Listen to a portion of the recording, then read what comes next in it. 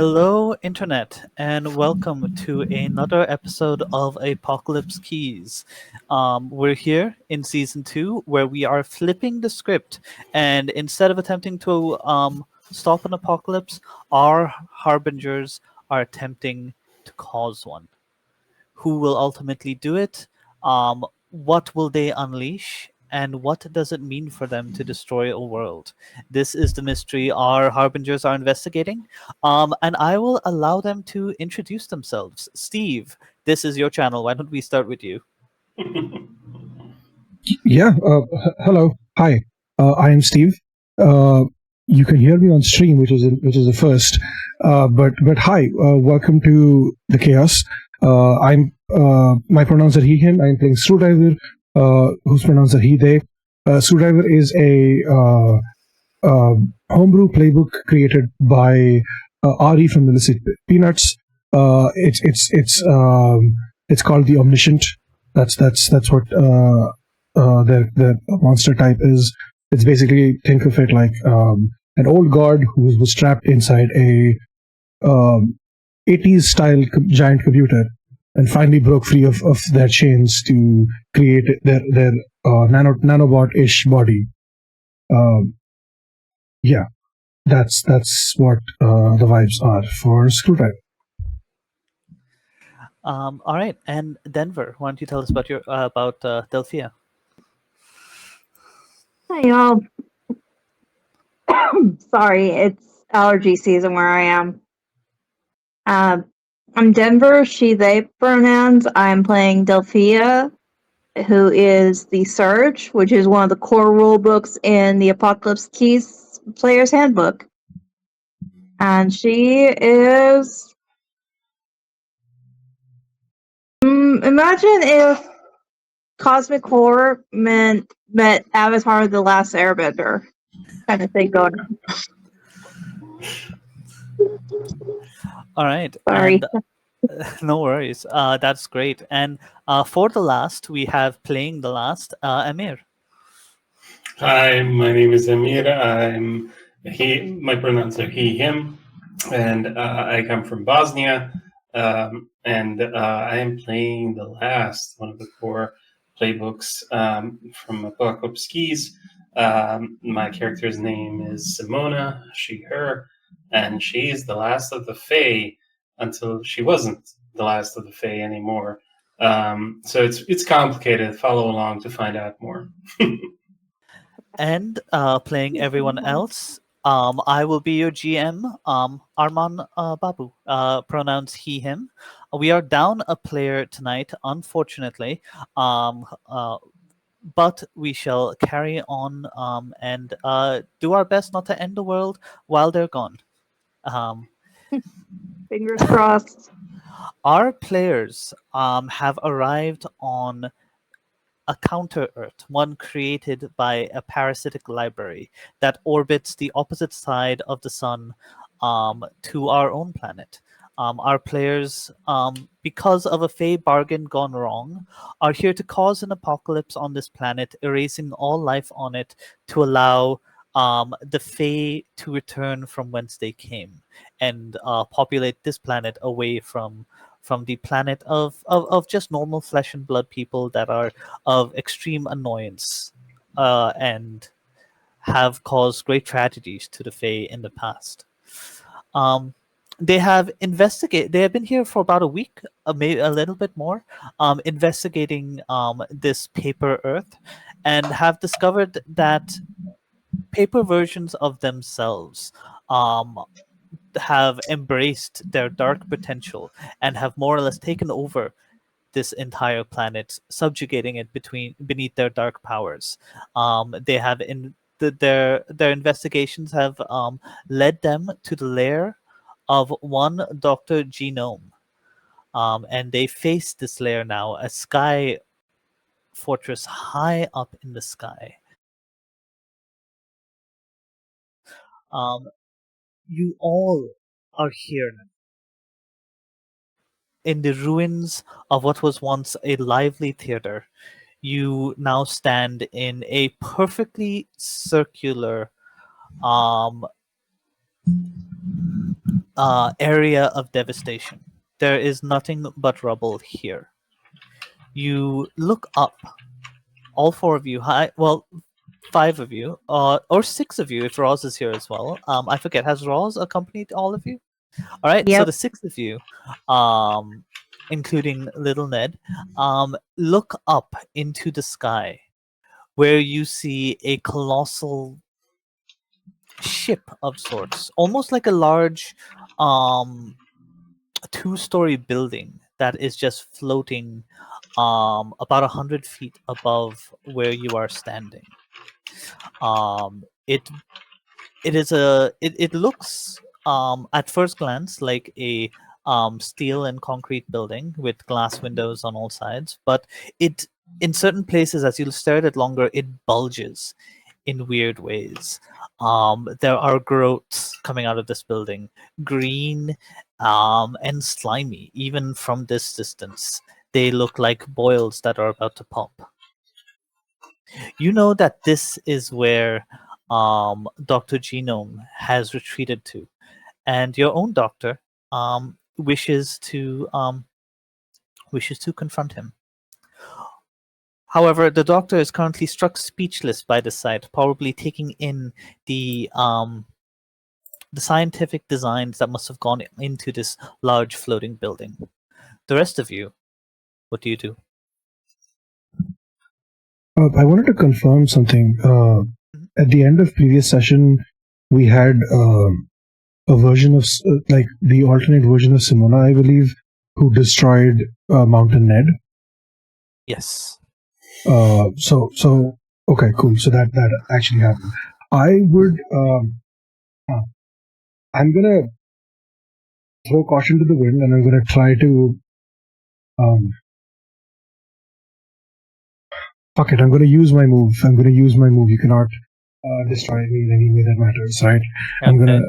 It's the people who did not see the previous season. It's basically like I get to recreate the world in my own image as I see fit. If I roll decently, of course, which is the whole reason for the second season. Just saying.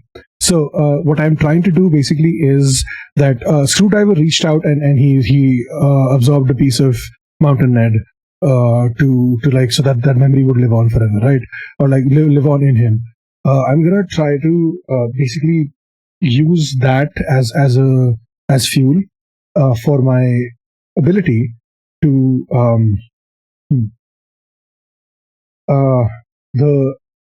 do I roll first? Do I talk about my wish first? How do you want to do it? Tell you what, why don't you first tell me what lie you are planning to tell about reality? So the lie is that as Simona attacked the mountain, Ned's consciousness escaped from the mountain and was transferred to a different version of Paper Ned, where Ned is still alive now. Like this big version of actual real Ned is still alive. Because from what I understood was that all the other Neds were all copies of this original Ned, and they were all like deformed copies or like not 100% actual versions of Ned. They were just like copies of clones of copies of some. That's what I understood from last episode. So this is like this is like Prime Ned of this universe is what that's what I assumed, right? I would say it would be, the doctor would have told you this. It would be more accurate to say that multiple versions of the same person were created many times. It would be hard to say who the original Ned is, if there is an original Ned. All of these different versions of Ned are just based off of the same genetic template. Interesting. Okay. They're more like siblings than copies.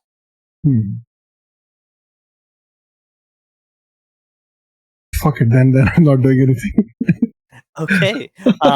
As you consider your options, you reach out with your mind, and then you scan the remnants of the Ned that you have absorbed, and you realize that they are a brotherhood rather than many copies of an original one. What about you? You all realize that in order to get to this place, you are going to Well, it is it is still floating 100 feet in the air. How are you planning to get there? That's a good question. I mean, if I can stop us from falling, surely I'd be able to use the winds to make us rise. That is certainly an option. I would say that would be. Hmm. You know what? I am not going to make you roll for that. Actually, you managed to save everyone earlier. You've given a week to practice. You have elemental powers. I'm going to say right now to rise you up into the air using the winds. You can do it. Would you like to describe, however, how this goes?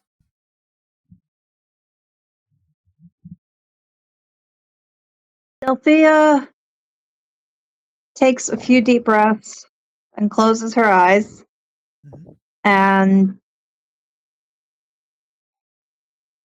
just kind of taps her hand a little bit and begins to lift, almost like a platform of air begins to carry us upward. Hmm. All right. It is unlike the last time where you guys were sort of almost roughly tumbled down onto the ground as you were falling from the sky. This time you all float a little more gently. It's not stable ground. You could easily fall if you're not careful, but you are hovering up into the air as you start to rise and move closer towards your target. As you get closer, you see that what appeared to be a green boil on the side of this building is, now that you get closer, is covered with dozens and dozens of human-sized Neds. Aw. They are all different, all strange, all all familiar in ways that you can't quite put your finger on at first, but become more and more apparent the closer you get. Um, they are all recognizable warped reflections of you. You see that there is a contingent of Neds that have this strange mix of bug-like extensions in their eyes and in their wings, but also have a strange ethereal beauty. They are casting together several void spells, fluttering in the air with bright flaming fey wings. You see Hmm. a number of Neds are clinging to the side of the building with slender human-like arms that resemble Delphia's. All of them wielding a different elemental power. And you see the boil itself is not so much a stretched out boil as it is a stretched out face of a large, slimy nanotech canvas that has that has a sheen to it, and that is sending out signals that you recognize, Screwdriver. This is an entirely mechanical face of an entirely biomechanical, stretched out canvas, using Screwdriver's own nanotechnology, embedded into the skin of a giant Ned.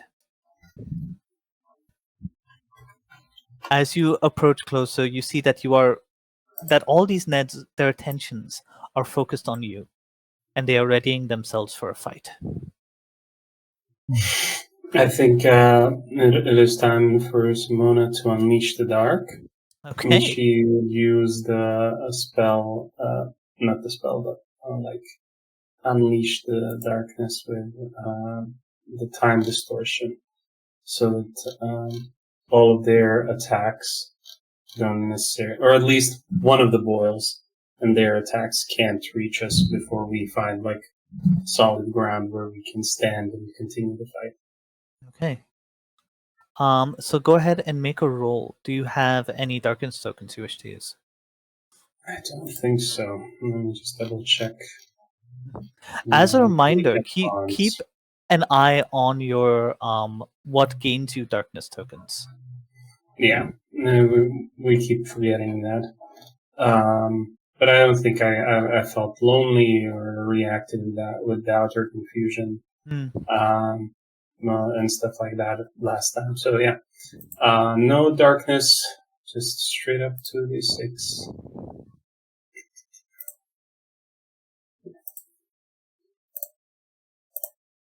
That is a 9. Okay. Yes. You wield this darkness with control and ease. Choose 2 from the list. Yeah, I get past there in defense and inflict the condition. I'm guessing inflict the condition on these very specific Neds. I think Simona would be, upset that this Fey form has been so disrupted or copied so relentlessly and in a very ugly way that she would go for the ones that are that have little Fey wings Hmm. instead of everyone else. And get past their defenses and inflict a condition. I guess confused. They think like the other boils are us, something like that. All right. And I think,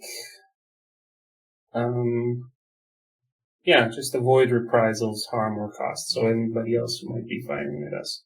All right. So you reach out to them using your Fey powers. You reach out specifically to those that you know you have a connection with. You use, and this hurts a little bit to do, not physically, but it is the most contact with other Fey you have had for ever since the Fae left you behind to go off to whatever dimension they went to. You feel a kinship, and you reach out to that bond, and you turn it sour. You feel their confusion, and you push further. And they are now turned, and they are now confused, and they turned on their brethren, seeing them as outsiders. However, the ones with Delphia's powers, all with one arm punched into the building, holding on to its steel rafters, the other arm reaches out, and a volley of ice, fire, and wind flies towards you all. Who do you think is Delphia? Actually, you're going to mark a condition, just to be able to keep everyone afloat as these elements swirl around you, afloat and unharmed for the moment.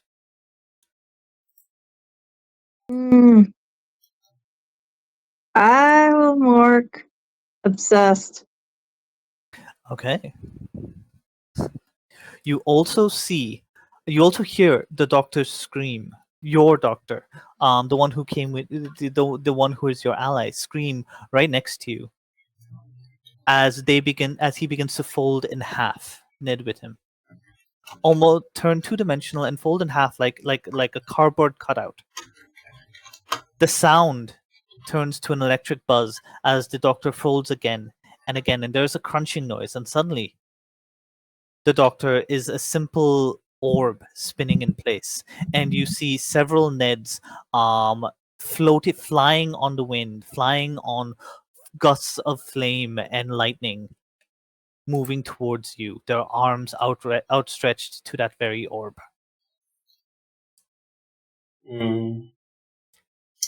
I'm gonna go a little bit left field now, and I think it could be interesting. When I choose to unleash the dark, I can describe how my form changes and cause those around me to despair. When I do, I may choose one from the following options, even on a miss. So I hit, and I get, and I think what happens is,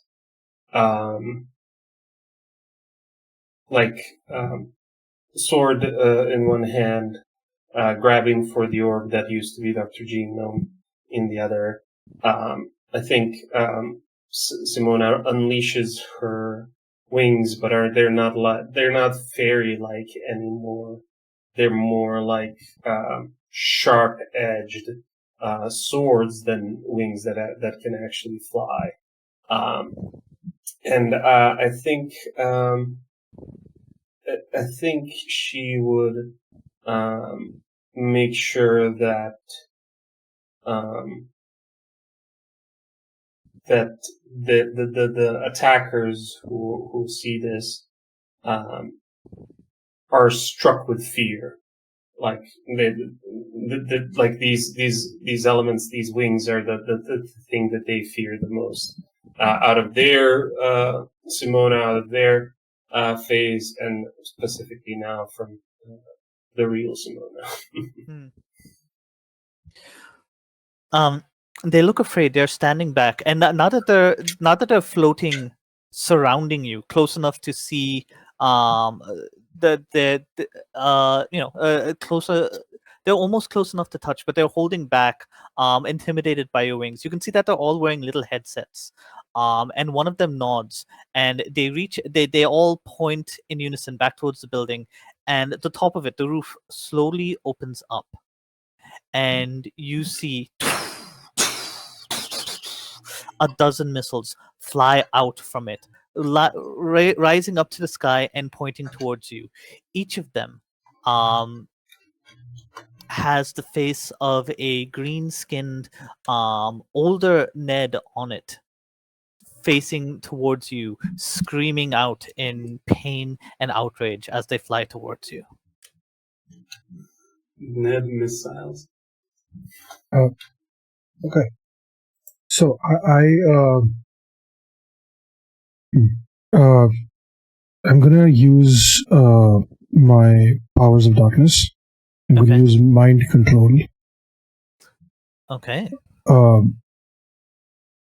To kind of like get these creatures to stop attacking us, and I'm gonna basically like unleash the dark, but using mind control is what I'm thinking. So I would say, given the dozens and dozens of different Ned clones here, to get them all under control would be powering true darkness, pushing the limits of your supernatural power. Okay. Yeah. I actually okay. That works, yeah. Sorry, just give me a second. Okay.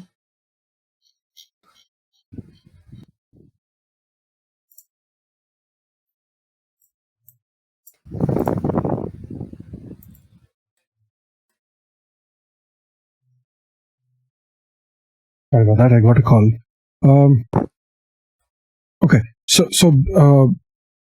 what I'm trying to actually, you know what? Instead of mind control, like I'll still unleash the dark. What I'm trying to do is use what I picked up from Ned.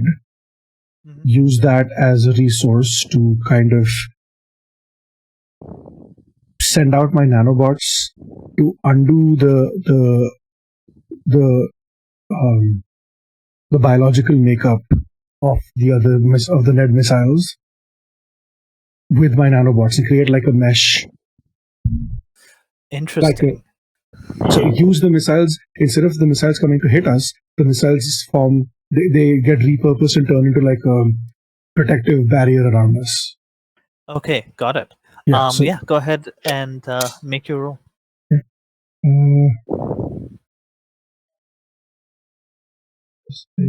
26. Don't fail me. It's a 4. God. That is extremely bad. Geez. All right. So, you are as you feel the part of Ned that you've absorbed, the part of the large hill-sized Ned that you absorbed, you reach out and you feel a bleakness there, a hole of just negative emotion pulling at you, and for a second you are no longer in control of of your own powers, as you just feel like giving up. It is only for a second before you center yourself, but a second is all the missiles needed as they come towards you, and before hitting you, explode. You are all surrounded by a dark greenish gas surrounding you from all sides. It is hard to breathe. I would say Roz falls down unconscious almost immediately. Two of the missiles don't release the gas. Instead, they release thousands and thousands of tinier flying Neds, each with little bat wings almost the size of mosquitoes, swarming around you, biting through all of you. Screwdriver, you are, as a being of pure technology, immune to this onslaught. However, Delphia and Simona, you will each take a condition. Oh, that's the fourth marked condition for me. Oh no. Oh dear. Is there a way for Actually, me to shield them Wait, no, from it? I forgot. We took Yeah. off two. My bad. Okay. Yeah, we okay. took So off that- all the conditions before the last session. Don't scare us like that. Yes.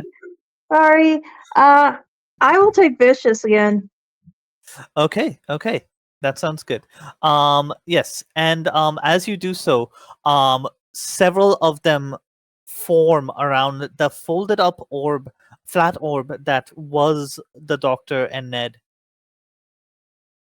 and start flying away as fast as they can.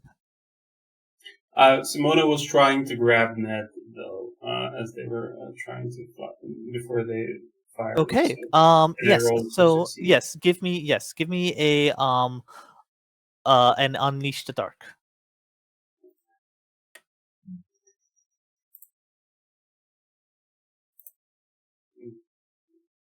I don't have any darknesses, and I came to use the bonds to fix this. I only got a 4 as well. All right, you Fuck reach me. out, These but the mystery gas is dizzying you too much. It is hard to see. There's so many different winged Neds around you, winged Ned mosquitoes, if you will, pulling at you, biting into your flesh, surrounding you, and the Doctor and the Ned from your world, they are gone. Mm.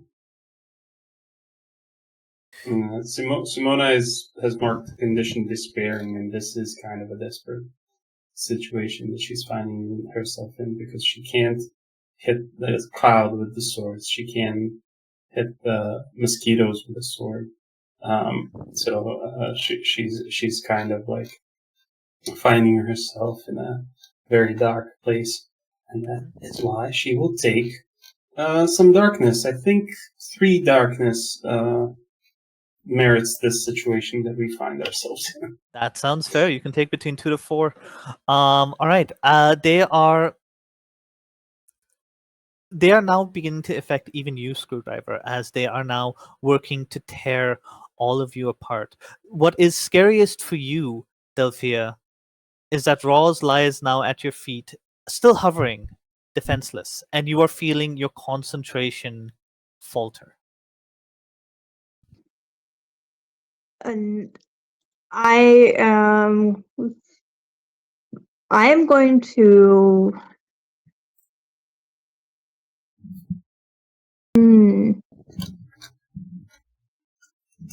I'm going to unleash the dark. Okay. And I am going to use some of my cosmic energies and try and consume all the little Neds that are attacking us. The Ned Swarm. Okay. Go ahead. Yeah. Don't screw me over, dice. Oh, that's a 4. But I have my darkness is never leashed. Okay. I am going to force them to retreat for now. Okay. So, yes. So you, what does it look like as you are forcing them to retreat?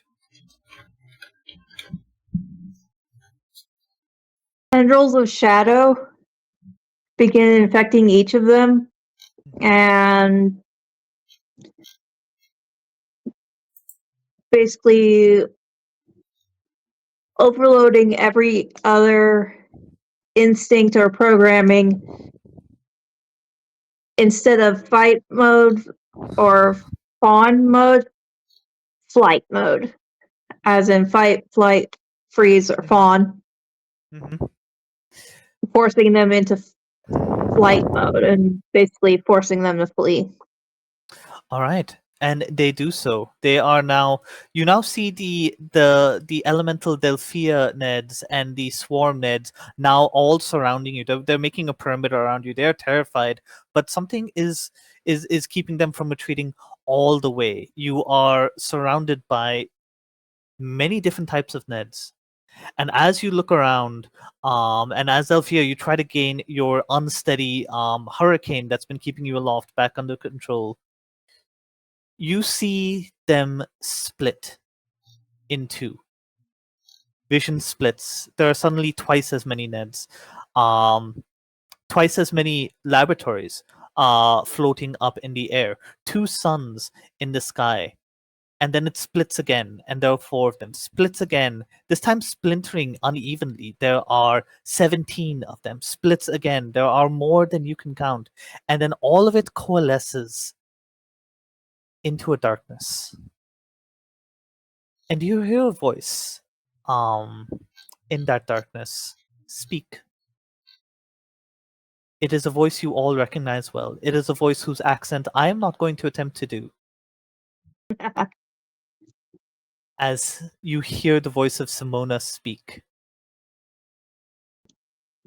saying,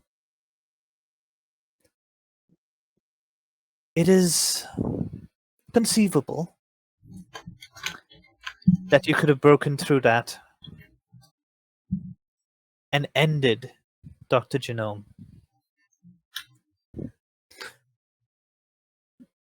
It is also likely that they would have torn you apart. I had to intercede. I could not let either happen." And the darkness itself starts to splinter into purple light and white light and bluish light, starts to splinter into a vision much like the strange dimension in which your fairy mound is, Simona. You are seeing almost a warped color version of that here. You guys are in darkness and shadow. um Roz is coming to. They are shivering, bleeding at your feet, and you are now standing on solid ground, or at least hovering a foot above it, Delphia, until you let go of your elemental air powers. You see a vision of Simona in front of you, and for everyone but you, Simona, it is almost painful to look at. This version of Simona is cast in a darkish pale blue silver light, and she is devastatingly beautiful. Her arms are a little too long. Her eyes are almond-like, but too large, inhumanly large on her head. She is dressed in wisps of mist, and her hair floats about her head almost as if she is underwater. Her eyes are pale and green and sad, and it breaks your heart to see. Screwdriver, you, however, with your unique vision, obviously see paper words, but they all you read lines of poetry that speak of loss and ruthlessness, mercilessness, and viciousness. You read words of abandonment, and they are causing you such pain in your heart you can barely breathe. Screwdriver, I'm going to have you mark one of your conditions. I'm going to take confused because Screwdriver does not know what the fuck is going on. What does this mean? What do you mean? What does expressing yourself through poetry mean to a robot? I don't know. Neither do they. Yeah. However, is this version of Simona attacking us, or what is she doing? At the moment, with her fey wings outstretched, iridescent fey wings outstretched behind her, she is simply hovering in this strange light, the strange void you find yourselves in.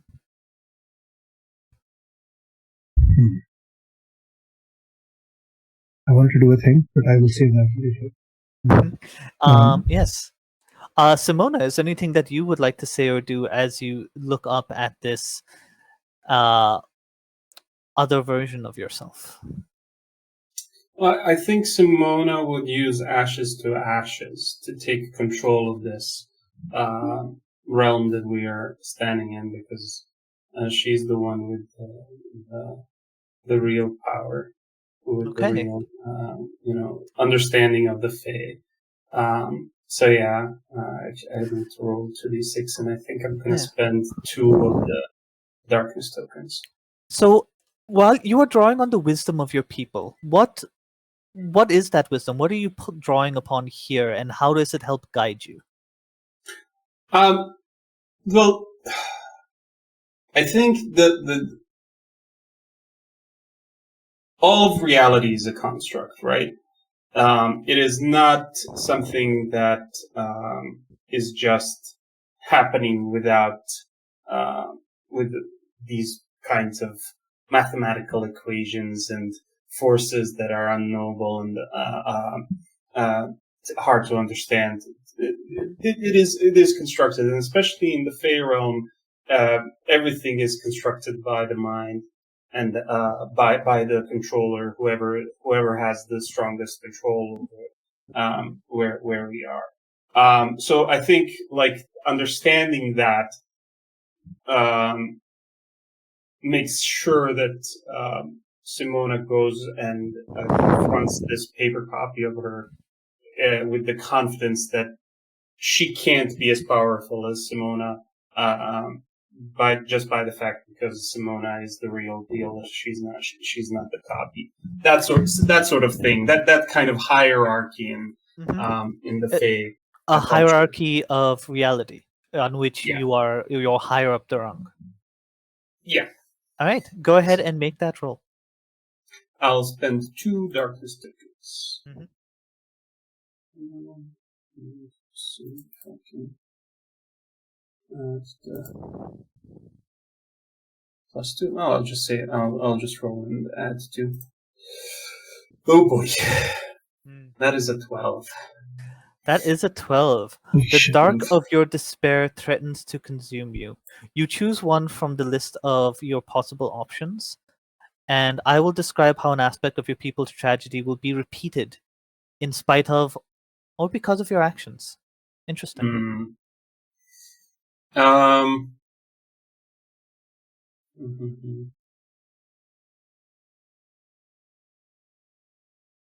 Yeah, I think she would awaken latent abilities within her. So I need to choose another power of darkness from another playbook, and I'll have access to it. I don't have one in mind right now. I don't know if I need to have it right now, or do I just gain the power over the reality? Yeah, you are attempting to gain control of this situation, yes? Of this mound, of this area. I would say, how does shadow control sound? Shadow control. Yeah, sounds good. All I right. have so now I will have time distortion, void spells, and shadow control, in addition to my ancient sword of destruction. Yes, you have access to it for now. So shadows extend from you, and what happens is a big part of the reason your people left was the persecution of humans, as in humans persecuted them, took them captive, bound them in chains of cold iron, leaving them unable to access their powers.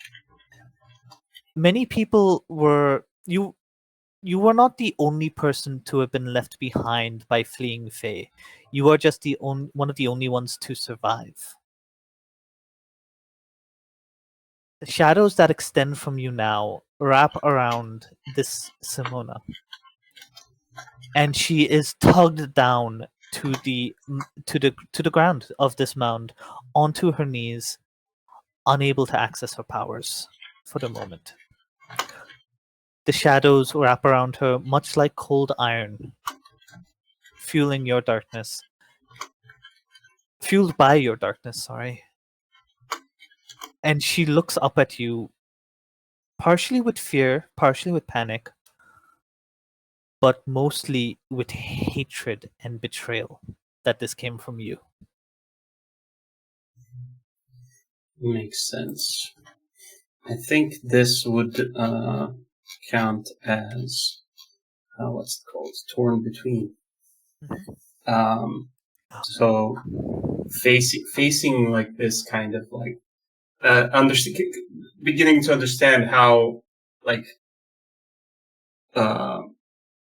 chaining one of the Fae, even the paper copy of the Fae, how that makes her so human, instead of what she originally was, fairy.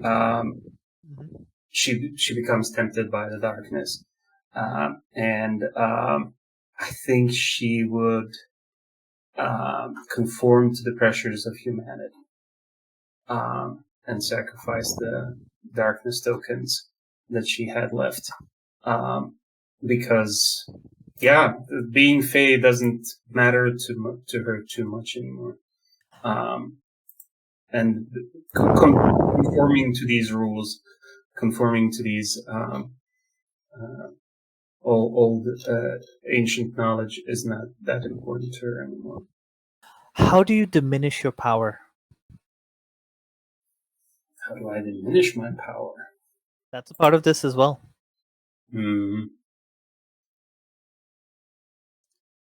I think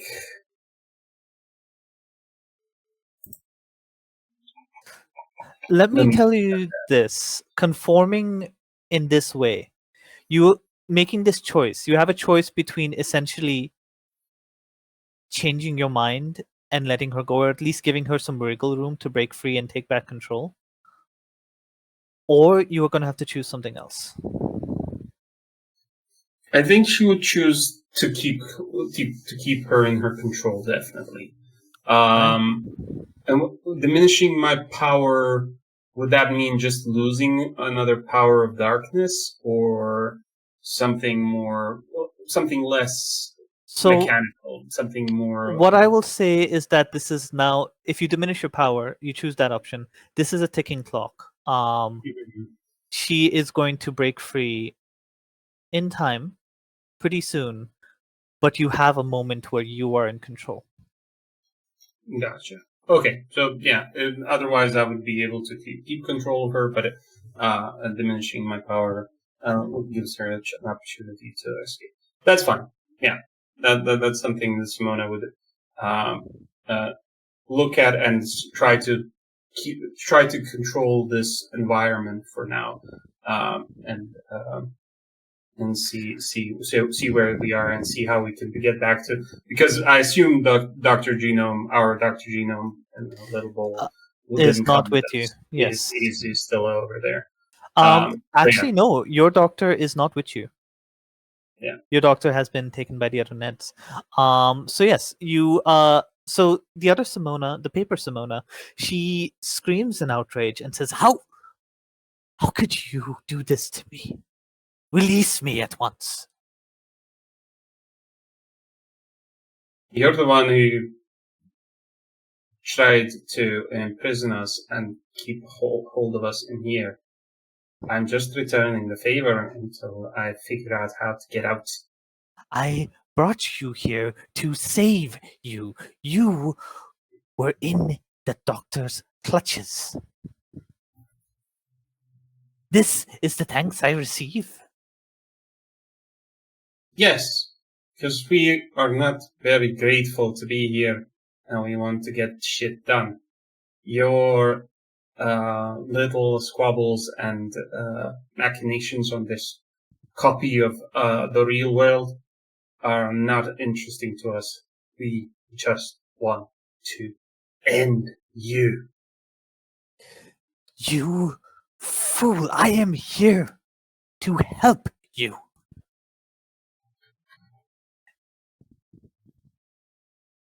Simona does not believe that at all.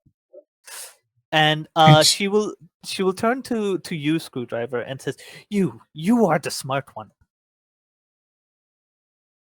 I mean, you're right. Read my You're playing to my ego, and I get it. But you're also right. her eyes flare as she says, Read my mind and see that I am not your enemy.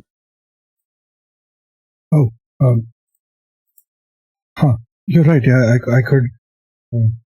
Sure. I'll read your mind, and I try to read. And yeah, usually when your psychic powers, when you activate your psychic powers, you gain bits of information downloaded directly into your mind in your current form. What happens here, however, is very different. You see the paper figurine in front of you unravel, almost as if someone is taking a ribbon of paper and just opening it up, and you see little tendrils, little ribbons of more paper sort of exit her mind and reach out towards you, and you start reading sentence fragments, fragments of fear, fragments of information. This paper Simona wants to has met with someone you are all familiar with the Fae, the flesh and blood Fae that has sent you to this world in the first place. The Fae known as Raha, who made the deal with Dr. Genome and has tasked you all with, well, ending this world. This paper Simona wants the Fae to come back, just as much as flesh and blood Simona wants to as well. All she wants, all this paper Simona wants, is time to take her followers away with her when that happens. You also see that this paper Simona has been altered irrevocably by Dr. Genome.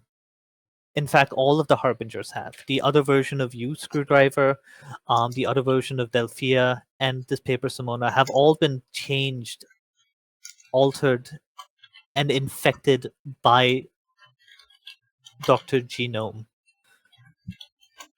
If the Doctor should ever die, if his life force should ever be cut from the world, one of the other Harbingers becomes Dr. Genome.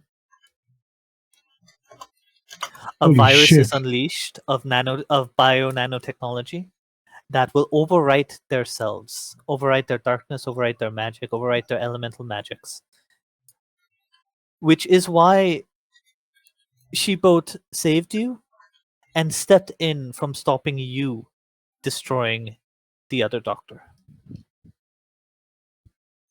Some Batman level of contingency planning. Holy shit, dude.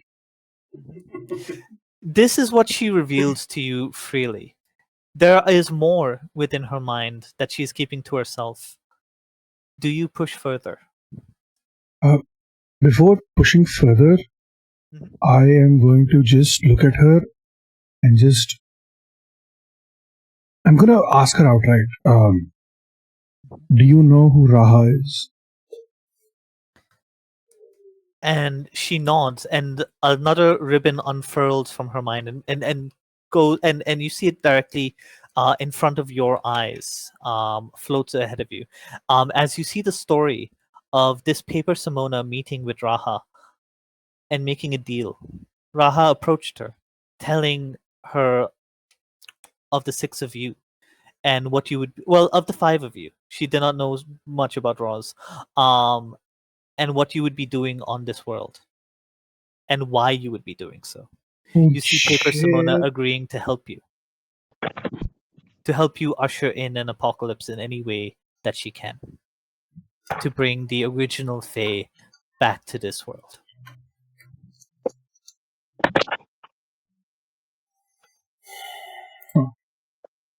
I'm liking this less and less every day.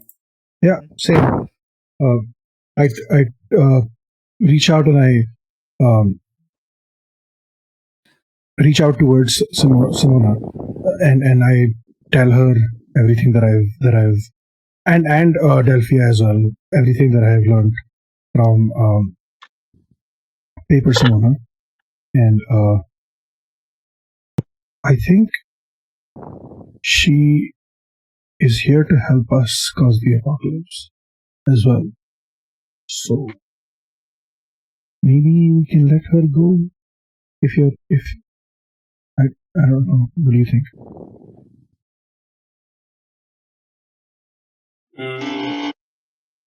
Can Simona let just Paper Simona go and keep control of the ferryman that we're in? I would say for the moment, you can share it.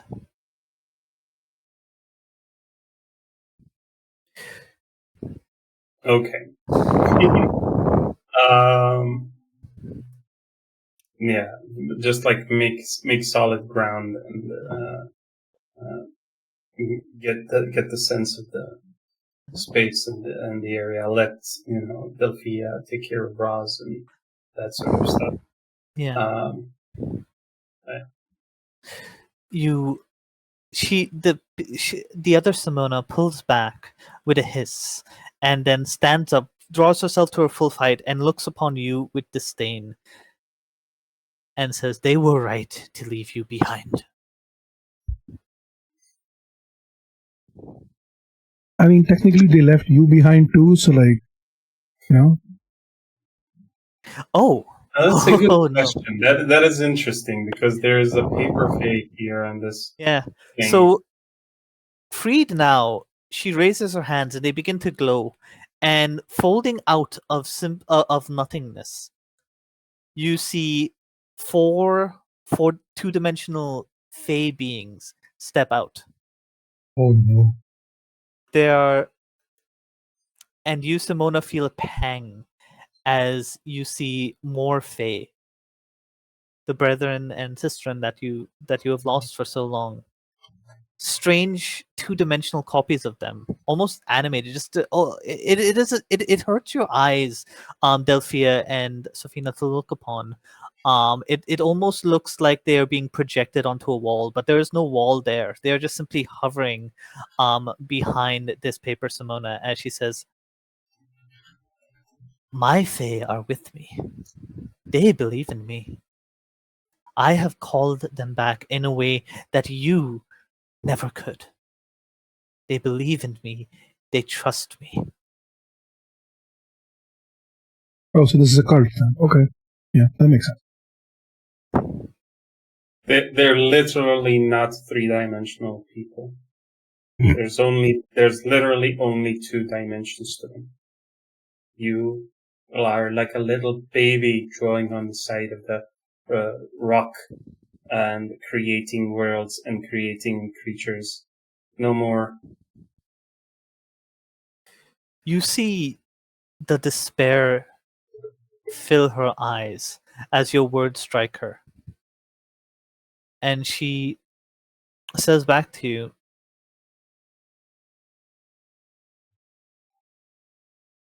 "What else would you have me do?"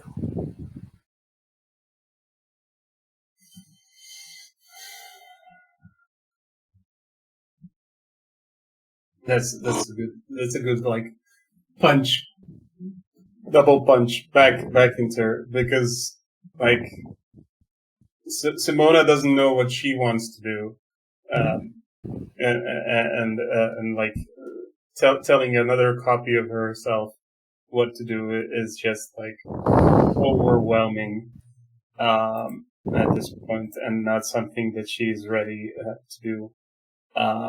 So I think Simona is feeling rejected at this point, and she will gain another 3 tokens of darkness that she lost. Why not team up and take the fight to the ones who left you behind? Are you talking to real Simona or to paper Simona? Both. Because Paper Simona was technically created by Screwdriver, and you know this. So she wasn't left by anyone. This is a poor creature. This is out of character, obviously. Yeah. This is a poor creature that is all this guy's fault. He's standing right next to us. She would not exist. She would not have any of these problems if there wasn't this one guy who did the unthinkable. Who did Also, something that most people can't imagine. In some ways, Paper Simona is a little better off than your own ally Simona, given that her fae seem to have, if not forgiven her, then at least connected with her. They are at her disposal.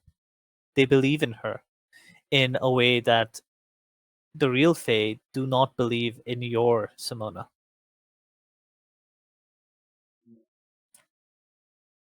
Okay. Fine. Whatever. It doesn't matter who's doing better, who's doing worse, who's real, who's fake, who's 3D, and who's not. You said you're going to help us cause this apocalypse. What's your plan? I'm here to aid you. The deal with Raha was that I would be aiding you. So my question is, what is your plan?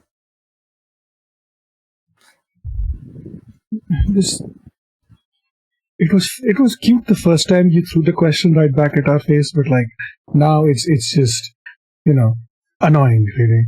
And I'm gonna reach out. Yeah. Here's my plan, and I'm gonna try to grasp a key. You're going to try to what? Grasp a key. Grasp a key. Yes, go ahead and make your roll. So you're searching for a clue. Where are you searching from, essentially? So we know that to cause an apocalypse requires like a big sacrifice, right? And I'm just trying to figure out what kind of shenanigans we can do with the 2D Fae here, and if that will count as a sacrifice, I guess. But I also rolled a 5, so. I guess what my question was is, where are you pulling new information from? Because that's what you're doing with your grasping keys. You're reaching out for information that you did not have before by making an investigation. So, where is this information coming from? So the Fae, when they showed up, you said it looked like what's the word? Projections on a wall, right? Yeah. Mm-hmm. So I'm going to try to reach into that fold where they appeared from, and try to find something there. Okay, so are you marking a ruin to find more than you were ready for? Okay. Okay. In which case, you reach out and interesting. You reach out to these paper fae that are just sort of floating behind her. And you realize as you read through them that these particular fae who are summoned, they're not even two-dimensional. These four in particular have given up their souls in service of Paper Simona. They are husks. They are guardians. More than that, though, they are part of a spell. All four of them, when combined, create a gateway to your Earth.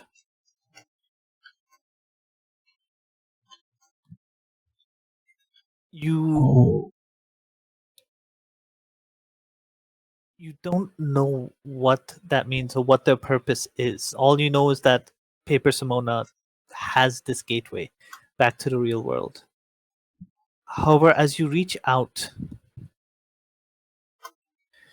you feel your nanobots reach out as well. And in this strange place that is they consume matter when they can, when you are not watching, when you are not in full control of yourself. They are confused by what exists here. This is a place of magic, not of matter. It is a place of meaning, and even more so given that it is a realm created by creatures of paper magic. You feel your nanobots consume meaning itself as they devour words, as they devour the ink of this place. As you feel yourself change, realizing that you can devour magic, that you can devour meaning, as you feel those lines of poetry from Paper Simona still scarring your heart in ways you do not understand,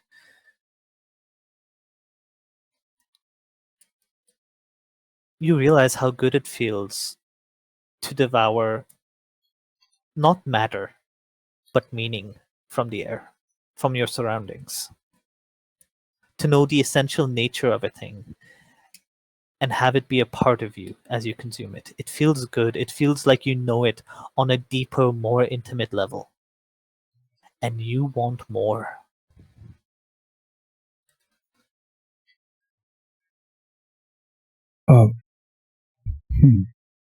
I think at this point,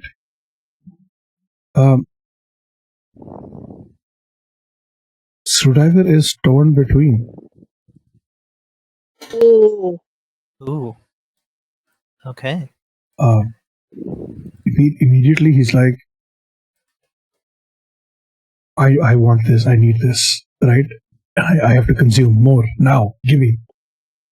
But also, over the last week or so, time he has spent with the paper versions of the people he knew back on his Earth. Especially Ajit, the werewolf. Mm-hmm. He understands that there is humanity in them as well, and they might be paper versions, but they are living, breathing things, and they feel and they touch and they sense. And yeah, I am going to look over to Simona, my version of Simona, and then look at the other version of Simona, and be like, "You need to get me out of here before I cause more damage than I can control. Now." And I'm going to spend a bond with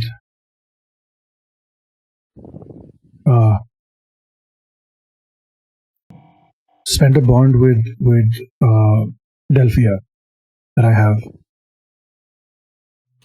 to think about Delphia's relationship with Roz and the love that exists between the two of them, and how if I give in to these urges, it might hurt Roz more than she's already hurt. Mm-hmm. And I'm going to try my best to regain control while still yelling at Simona's to get me out. Okay. You find yourself back under control, and the paper Simona looks towards you, Simona, and she says, "If you would trust me, I can take us to my palace."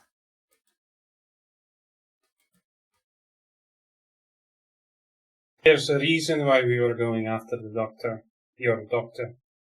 We need to get to him before he can lay hands on our doctor, before he can use the matter and the blood from the real world in creating whatever diabolical thing he can create. I think that's something that she would be going after, and trying to shape the fairy mound into like sending us towards this central place, wherever hopefully Paper Simona knows wherever the actual doctor is going to be doing his lab experiments with the blood and with our doctor. And you feel her pulling the other way. She's pulling in a different direction. And she goes, "You are not ready to face the doctor, and I cannot let you harm him. I cannot take that risk. I cannot." And she is going to try and pull you in a completely different direction. Do you let that happen? Unless Delphia and Screwdriver disagree, I don't think Simona would let that happen. We don't have the time. We don't have the luxury of letting Paper Doctor do what he wants. That is fair. So I would like you to roll to unleash the dark to regain control of the fairy mound to exit where you wish to. I will use one darkness token. Okay. I think that hopefully that's going to be enough. Yes, hopefully roll better than what you guys have been doing so far this session. Okay. The reason why I use backup dice. That is an 8. That is I rolled a 7 plus 1 darkness, 8. in the drawing upon your darkness, the memory of binding her in shadow. You draw upon that and appear with precision where you want to. Describe. So I assume instead of hovering just outside, you land somewhere on the rooftop of the building itself. You get to choose 2 from the list as well. When you are wresting control of the fairy mound from the other Simona. Well, Simona was also trying to get the location of where the laboratory is from Paper Simona. So if that information is available, if she can get us closer or even inside that lab, I think Simona would get what she wants from Paper Simona. Okay, I would say that's fair. Yeah. And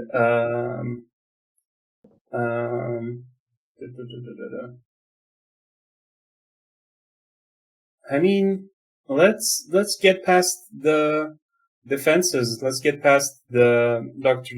Genome's defenses and inflict a condition on him, because he's not expecting us. He's not. He's going to be very weirded out by this.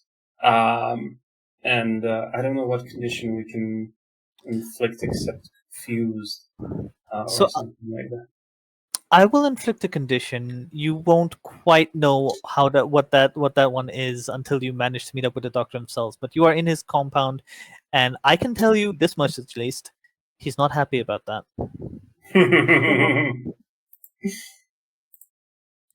You appear,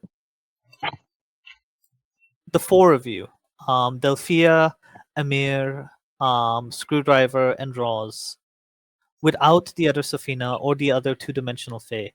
You appear in a laboratory. The walls are slimy and appear to be breathing. there is a sort of like a steel slab in the middle of this, and restraints of cold iron, empty at the moment. Much there, and you feel a stinging and a weakness and a dizziness, Simona, as this lab is filled with cold iron. There is it is on the scalpel and the many instruments on a tray next to this next to the steel slab. It is in the restraints. It is on the doors on either side of this of this room. The only parts of the room that are not made of slimy breathing green walls. And you see computers all around you and manila folders filled with notes. I don't want to completely derail this idea, but this isn't real iron. This is paper iron. So if Simona was to put down her glasses, she would know that this isn't real iron, and she would It has, not feel the weakness. in the same way that paper fire on this planet still burns you. Burn us.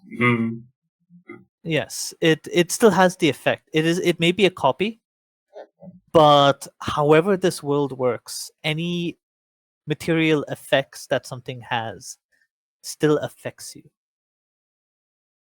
It shouldn't. It makes no sense, but it does. Okay. Then you see Simona stumble back from whatever closest that iron is to her, and try to steady herself. I would like to take a look at the files and Alright. folders. Okay. Go ahead and grasp keys if you want to search for something important. Don't screw me over this time, dice. And that is a 7. A 7. You find more than you were ready for. Are you marking a ruin to uncover a key? Yep. Okay. So let me tell you what you find. And that puts me at 5 ruin. Okay.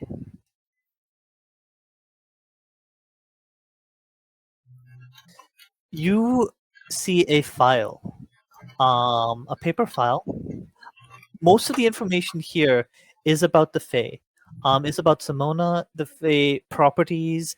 There are a lot of details. There's a lot of technical stuff about Fae blood, and there is a surprisingly detailed folder about Fae allergies, or at least Simona's allergies. But in one folder, you see some theorizing that has been written and rewritten. In tiny notes, you read that Simona can be controlled by cold iron, but with the right nanotechnology in the right place, you can make alterations to the line of Simona's code if you infect her with just enough nanobots who are made of cold iron.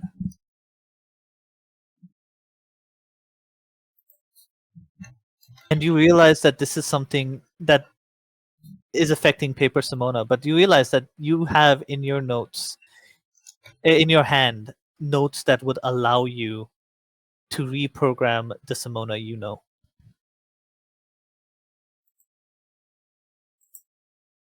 Can you repeat the iron bit? I missed that. What's happening with the iron? So essentially, the way cold iron is, Fays are creatures of change, and they are ephemeral.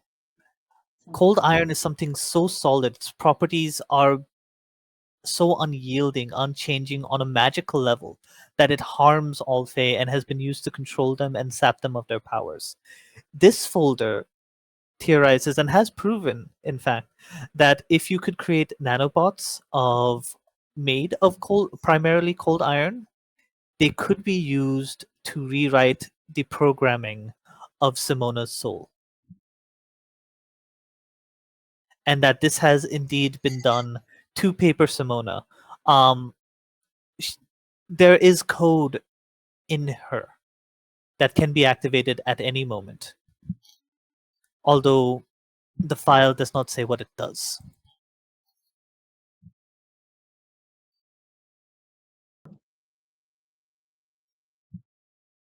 But we already know what it does, right? Because it's in case that Dr. Genome dies, then that code will get activated and be born again.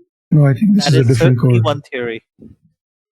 Because I'm assuming the Dr. Genome code is based on his mechanic stuff, and the nanobots are more screwdriver stuff. Delphia, what this does to you is, as you read on the further technical details, it stirs a memory of your mind of one of Division's scientists who told you a little bit more about how your powers worked. You realize that if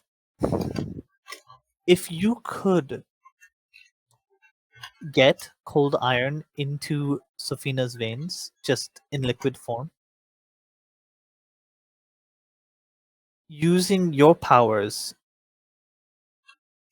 you could get Simona to do whatever you wished. It wouldn't quite work as a reprogramming. This would be using the darkness that touches all of your power to touch Simona's. You could either rewrite Simona as you wished, or you could consume her in an instant, taking on not just her power, but her powers. The uniqueness of her Fey abilities could be absorbed into you. It would be difficult. It would require stretching your powers in ways you have never even thought of using before. But it is possible.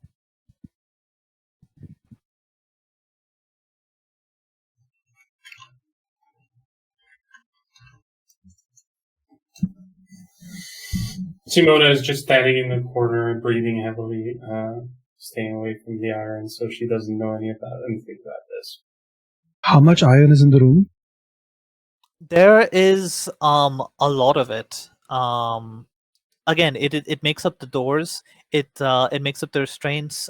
There are a lot of tools that use it, and there appear to be some weapons. Some ancient. There are medieval, at least. There are things like swords and shields and stuff like that made out of pure cold iron, and some modern. There appear to be steel batons and stun guns and what are the tasers, somehow fashioned with cold iron casing.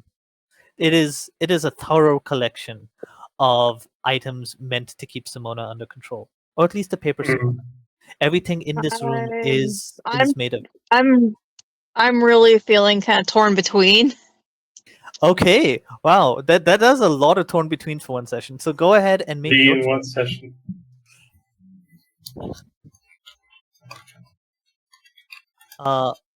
What do you choose for your torn between, Delphia? One moment.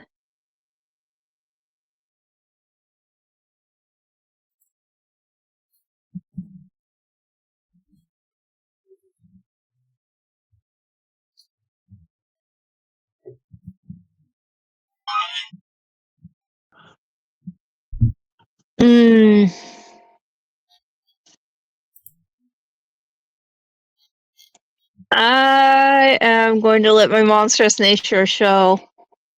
Okay.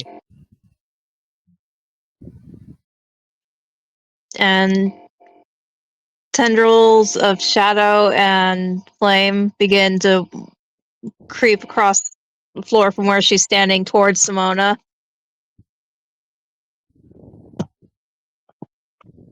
And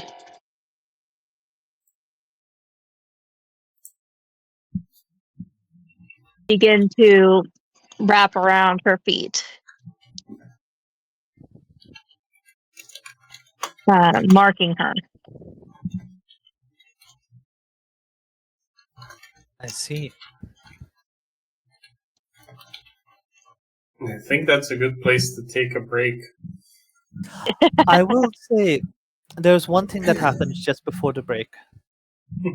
Simona, you feel darkness and flame mark you. And all four of you suddenly have a vision in your minds of reading a book, the end of a chapter. You see the last line as it says, you read it, and you see the words there that say, tendrils of darkness and flame wrap around Simona, marking her. The book turns, the page begins to turn, and you see a hand reach down and close a leather-bound book entirely and run a finger down the book's spine. All of you feel a shiver run down your spines as the vision fades away, and the Doomsday Clock ticks up by 1.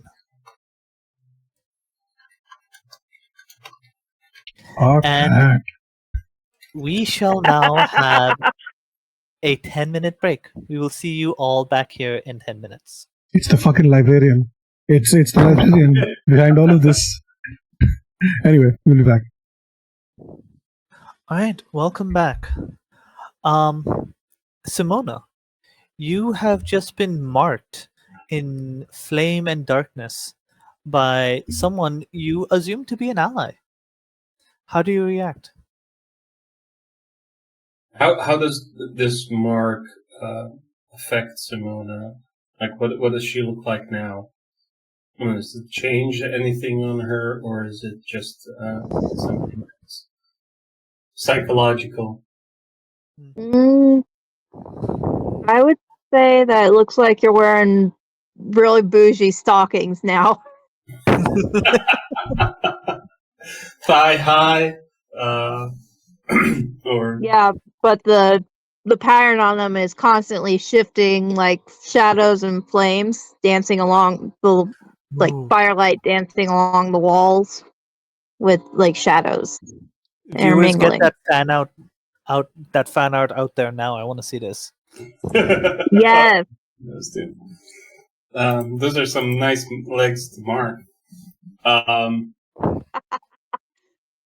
think Simona is just mostly confused, and that makes sense because she's been mostly confused this whole session. So she's going to mark another 2 darkness, I think, bringing it up to 4. Okay.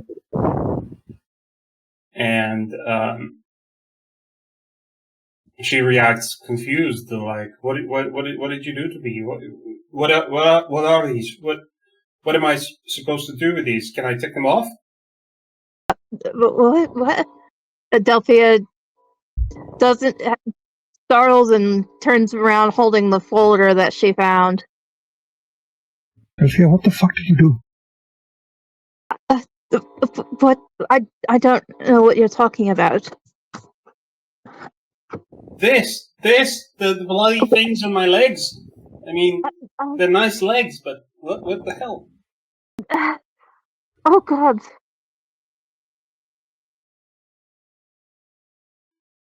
Are you all right? Are you hurt? I don't think so, am I?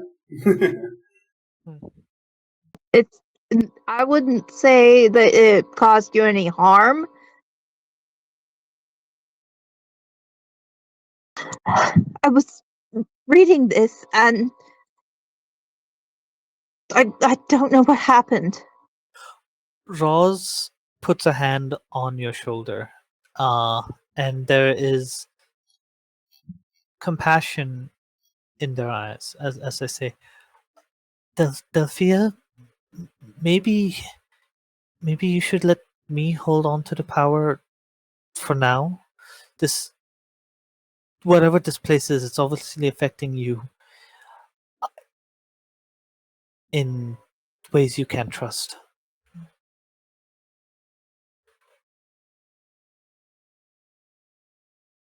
She is going to look to the others and then look at Roz.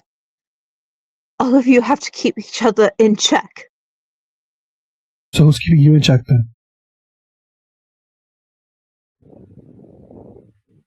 And she will mark another ruin for Roz to take her power for a little while. And that means Roz gets another scar. Yeah, what does this one look like? Scleras of their eyes become dark.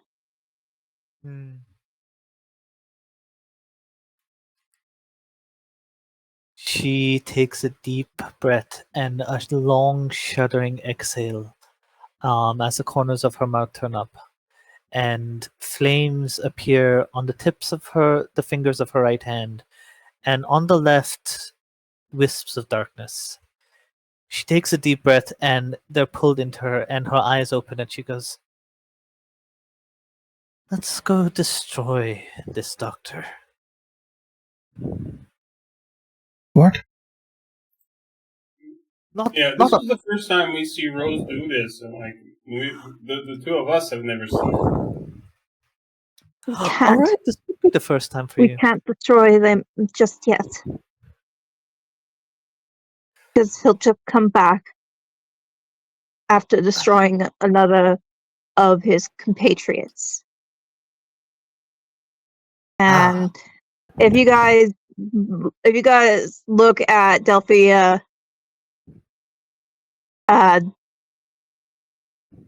there is a visible difference to her. Her presence almost seems smaller, and her eyes are normal human eyes. They're kind of a dark green color, naturally. But just overall, her presence just feels smaller.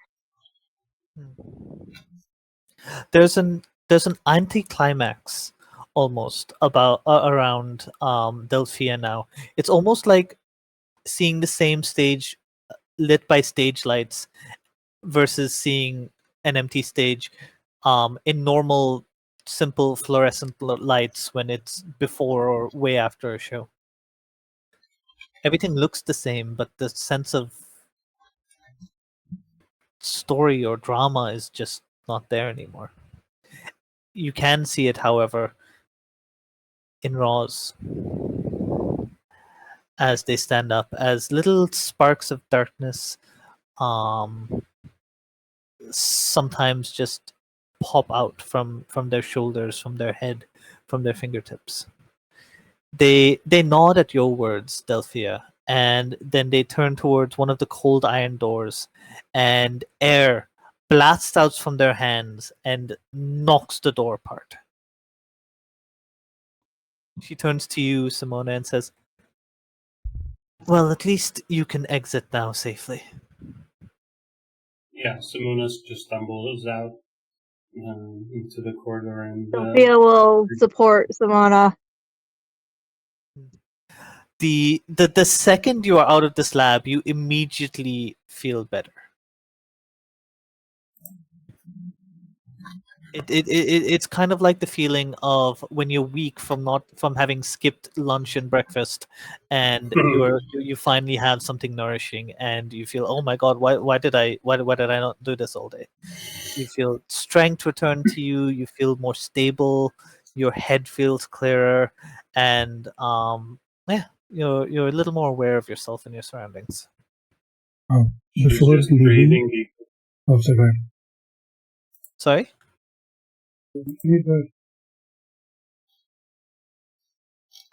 What did you say, Steve? Oh, I think Amir and I spoke together, so I was just going to give him. You go first. Yeah? No, you go ahead. I was just saying that Simona is breathing deeply and air without iron. Oh, okay, cool. Before leaving, Screwdriver's going to grab 2 of the batons and absorb them. Okay. You feel your nanobots take them apart and store them within your body. You have a little cold storage, this cold iron of your own stored Yeah. amongst your The vibe that I'm going for is that once something has been absorbed, Screwdriver can replicate that. It takes him a very long time to do it, but he can over time replicate something that has been absorbed. If that, I don't know how that works. Or, It would take some time. Yeah. It's not something you can do immediately in the heat of battle, but I'd say it's definitely something you can do. A reverse processing. It's mostly just, I think, because of what happened in the Feymound, he's doing it more to absorb what it means rather than the element itself, like what it represents. Like to Delphia, to Simona, it might represent fear, danger, but to the Doctor, it might represent protection. So that finding meaning is what Screwdriver is trying to do. Yeah. And Delphia, you have. Oh, go ahead. Yeah, this isn't something that Screwdriver would necessarily know. Iron can't go into the Fey realm, so you can't. If it's part of you, if you don't leave that part behind, you can never go into the Fairy Mounds again. Holy shit! Just like throwing it out there, off the table, above the table. But yeah. Oops. I mean, it's still handy to have. And it didn't cost you anything to do it. You basically had a light snack. Delphia, you feel in the break, as you took your ruin move from having leveled up, you now have a connection, a shared fate with Paper Simona. Your heart beats in time with hers wherever she is. You feel her emotions. She is somewhere very far away and very, very frustrated. And you feel 2 kinds of weakness. One, your powers are in this moment not with you. Rawls is holding on to them, and is looking around as they exhale. Gouts of flame come out of their nose. But you also feel a weakness because you feel that Paper Simona should be by your side. Your fates are now intertwined, and you feel a tension, a light panic, not knowing what's going to happen if she doesn't return to your side soon. In this corridor you are in, again, slimy green walls, but they're with strange sort of patterning on them, as they breathe in and out. They're not quite solid and still. There's like this light bulge as the walls breathe in, and then they go concave as they exhale. You hear a small bloop, and you turn around to the wall on your left, and you see a single solitary eye staring at you.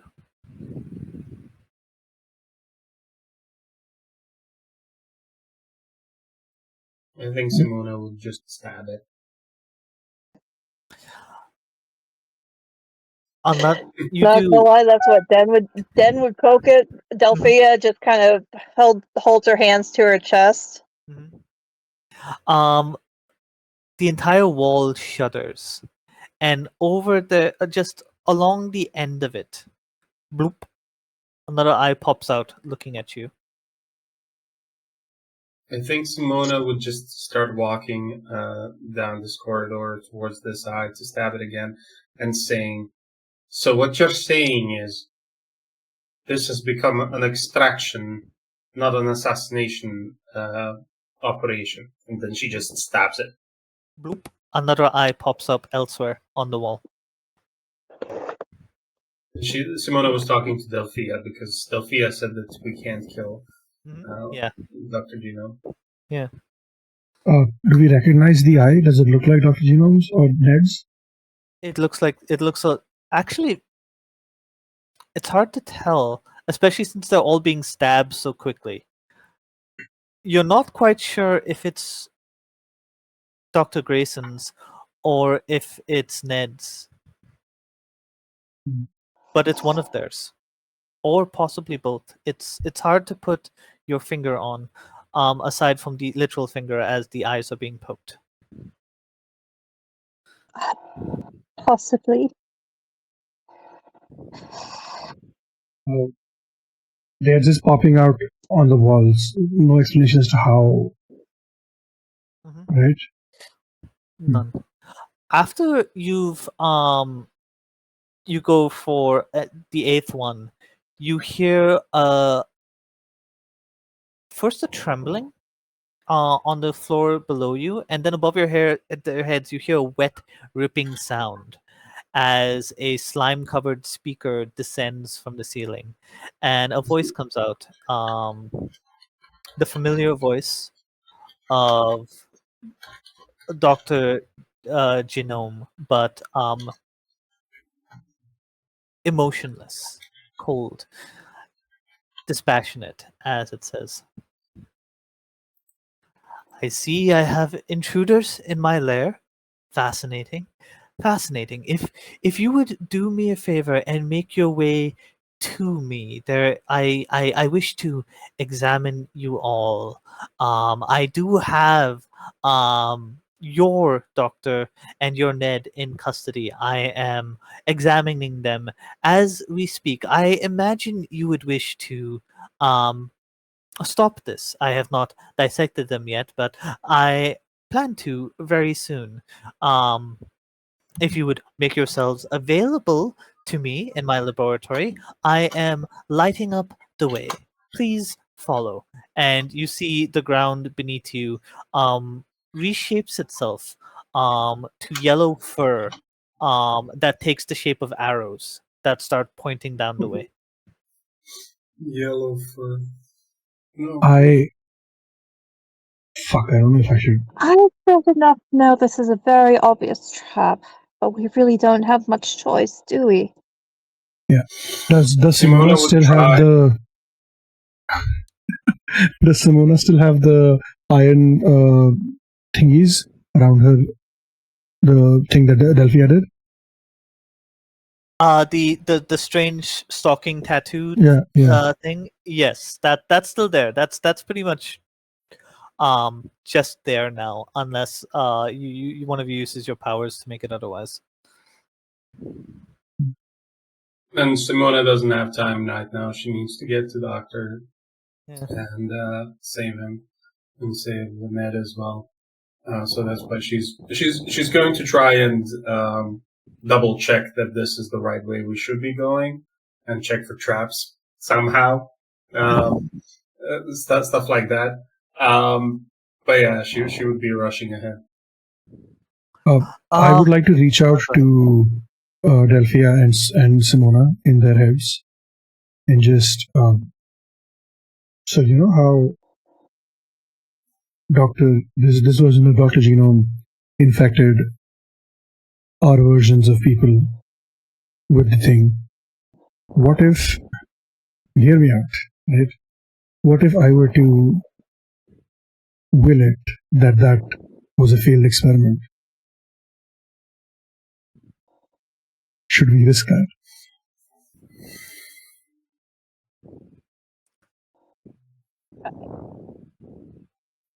So I promised I wouldn't use that ability after all of this chaos that has happened with this alternate Earth. But if we're going after this guy and we're trying to take him out, we should probably have a contingency plan in place so that he doesn't come back. Yeah. Simona is all for contingency plans, and she wouldn't see too much of a problem with you doing this, because what you're doing, your whole, it's like Fae can be godlike, but they're not gods. And this like kind of unknowable power that you have to just rewrite reality is just so far beyond her mental and emotional capacities to understand. And she's just left speechless. Just you proposing to do this makes her doubt everything that she knows about it, the world and everything. And I think that'll make her take more darkness. Let's see how much darkness. Screwdriver, you also take 2 darkness tokens for asking someone for help and guidance. Ooh. I think our ally would appreciate knowing that she's not going to become. And Delphia just kind of gestures around. Okay. Yeah. That's kind of see how my counterpart would react, though. The other option that we could use is the same thing we did with God, it was so long ago, with the thing at the mansion where Shadow? Simona, I don't. With Shadrach the Shadow Hive, Yes, that where Simona just is still storing Shadrach within her fairy mound. Yeah, we could just send Grace in there to let them fight.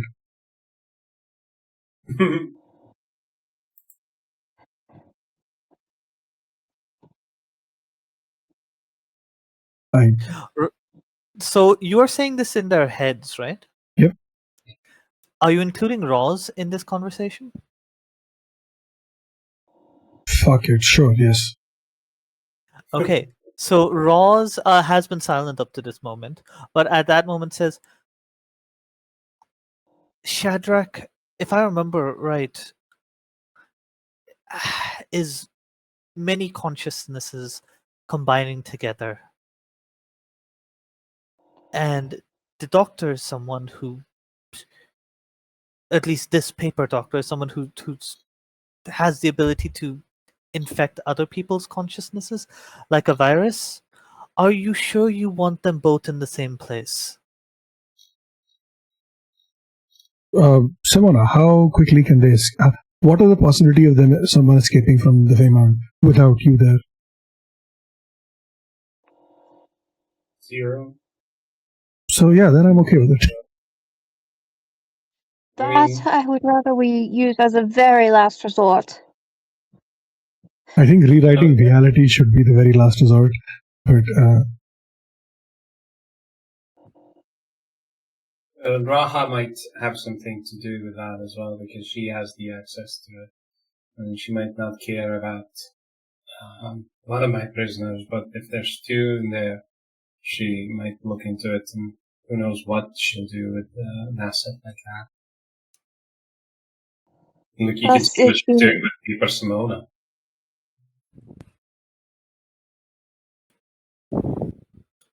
okay, I'm gonna use my ability then, and I'm gonna change it up a little bit. And here's the lie: any samples that Paper Dr. Genome has collected from us or will collect from us are rendered useless to be researched by him because they're incompatible with his machines. Okay. Okay. Are you going to spend darkness tokens? I have 2, right? Yes, I'm gonna. With how bad we've been rolling, I feel like I should use them both. Watch me roll a fucking 12 this time. Just. Please no. It's a 10. Fuck off. +2. So that's a 12. Fuck off. Fuck right off. Okay, so choose two. Or don't you have any bonds left? I have. Yeah, I do. But you can use ones to reduce as well. You could use a bond to reduce it, yes. But you'd go from a 12 to an 11. Yeah, exactly. So, let me just check this. What does it say at 11 plus? Fuck. the lie grows more powerful than you intended, and reality cracks further.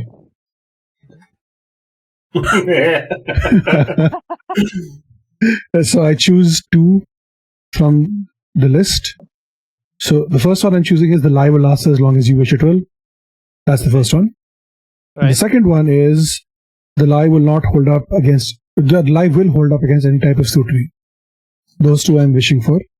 And So the one that you're leaving for me to play with is the lie now can give birth to new lies beyond your control. yeah, it's fine. It's And fine. It's all fine. and I will mark 1 more ruin. That's the second thing that I take. Your darkness rears, and the harbinger within you stirs. Mark a ruin. That's 5 ruin for me. Let's go. All right. Incompatible. Watch him here- fuck me over on my wording.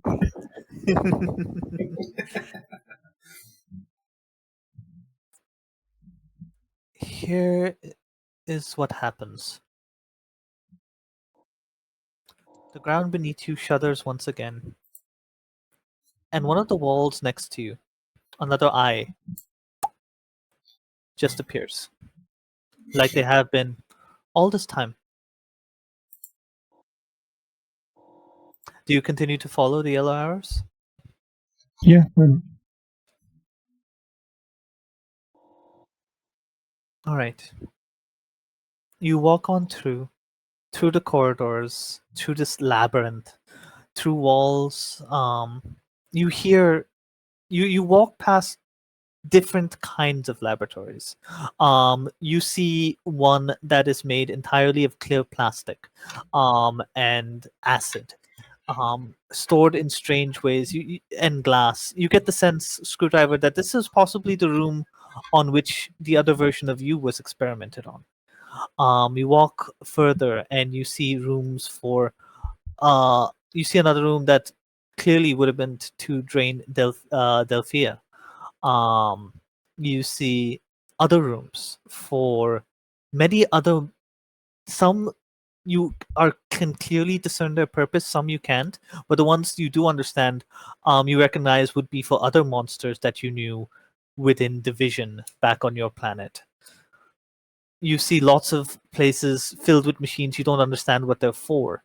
You see rooms filled with misshapen creatures that never should have been made into existence in the first place, as they have one limb or too few limbs, or their skin cannot hold their insides together and they start falling apart. Miserable creatures that whose eyes look up at you and beg you to end their misery. You see large vats of greenish liquid filled with Neds to be, all of them in different silhouettes, all of them turning to watch you listlessly as you walk past. And still the yellow fur arrows on the ground point you onwards, onwards, onwards. When you last saw the paper Dr. Genome, he was a bowl, an orb of essentially primordial soup of brain surrounded by liquid attached to far too many limbs. This time you open the door and you see your human Dr. Genome unconscious, laid out on table, with Ned hovering in a glass orb. And you see the paper Dr. Genome, fully human, standing above their flesh and blood counterpart. To Delphia, Roz, and Simona, you simply see 2 doctors. To you, Screwdriver, you see 1 flesh and blood doctor and 1 paper doctor. But this doctor is completely human appearing.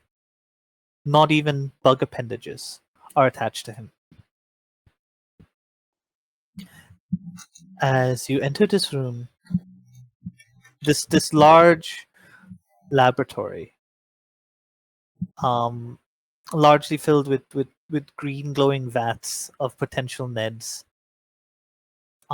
Computers, all with the bronze nanotech sheen that is telltale of screwdrivers nanotech being used, attached to miserable looking faces whose mouths are open wide, containing the screens of different computers.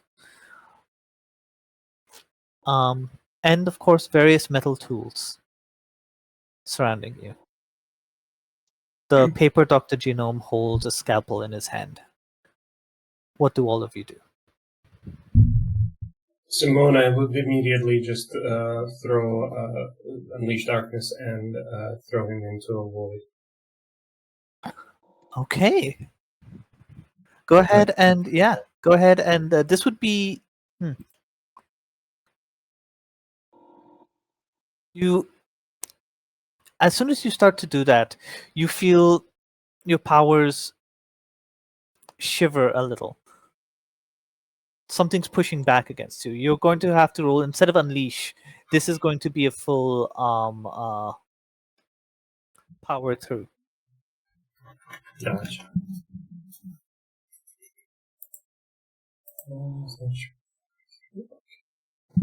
She'll use 2 darkness, I think. No, let's make it 1 darkness.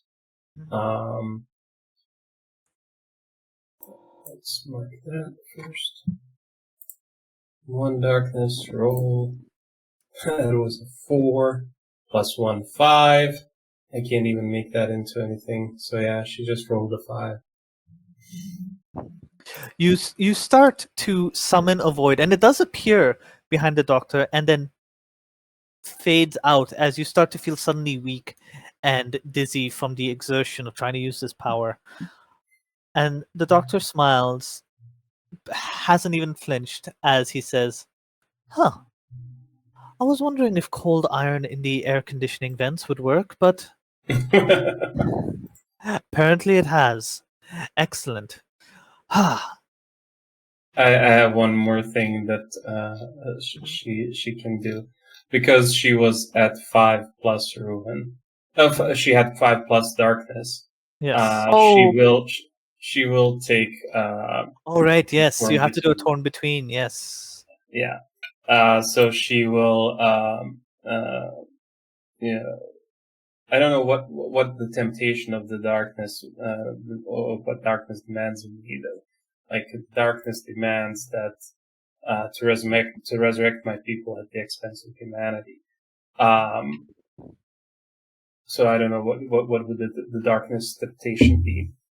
So I'd say right now it's less about what your darkness demands of you, and more that you are torn between your monstrous nature, your rage, and your feeling of superiority at this simple human person for daring to weaken you. This is how your people were weakened for centuries. And he's doing it again with a smile on his face. That rage. Oh yeah. The monster knew wants to retaliate. Oh yeah. She would definitely let her monstrous nature show. And it would just be like the wings that she had with the blades on her back, they would just like form into a kind of an armor that covers up her mouth and nose as well, so that she can filter out the breath.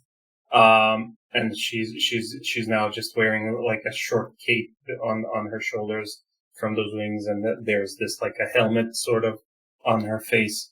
The traditional fairy fighting helmet, of course. Of course. And she also, I just have to describe the damage my outburst makes on this doctor, and I think she would just fly into him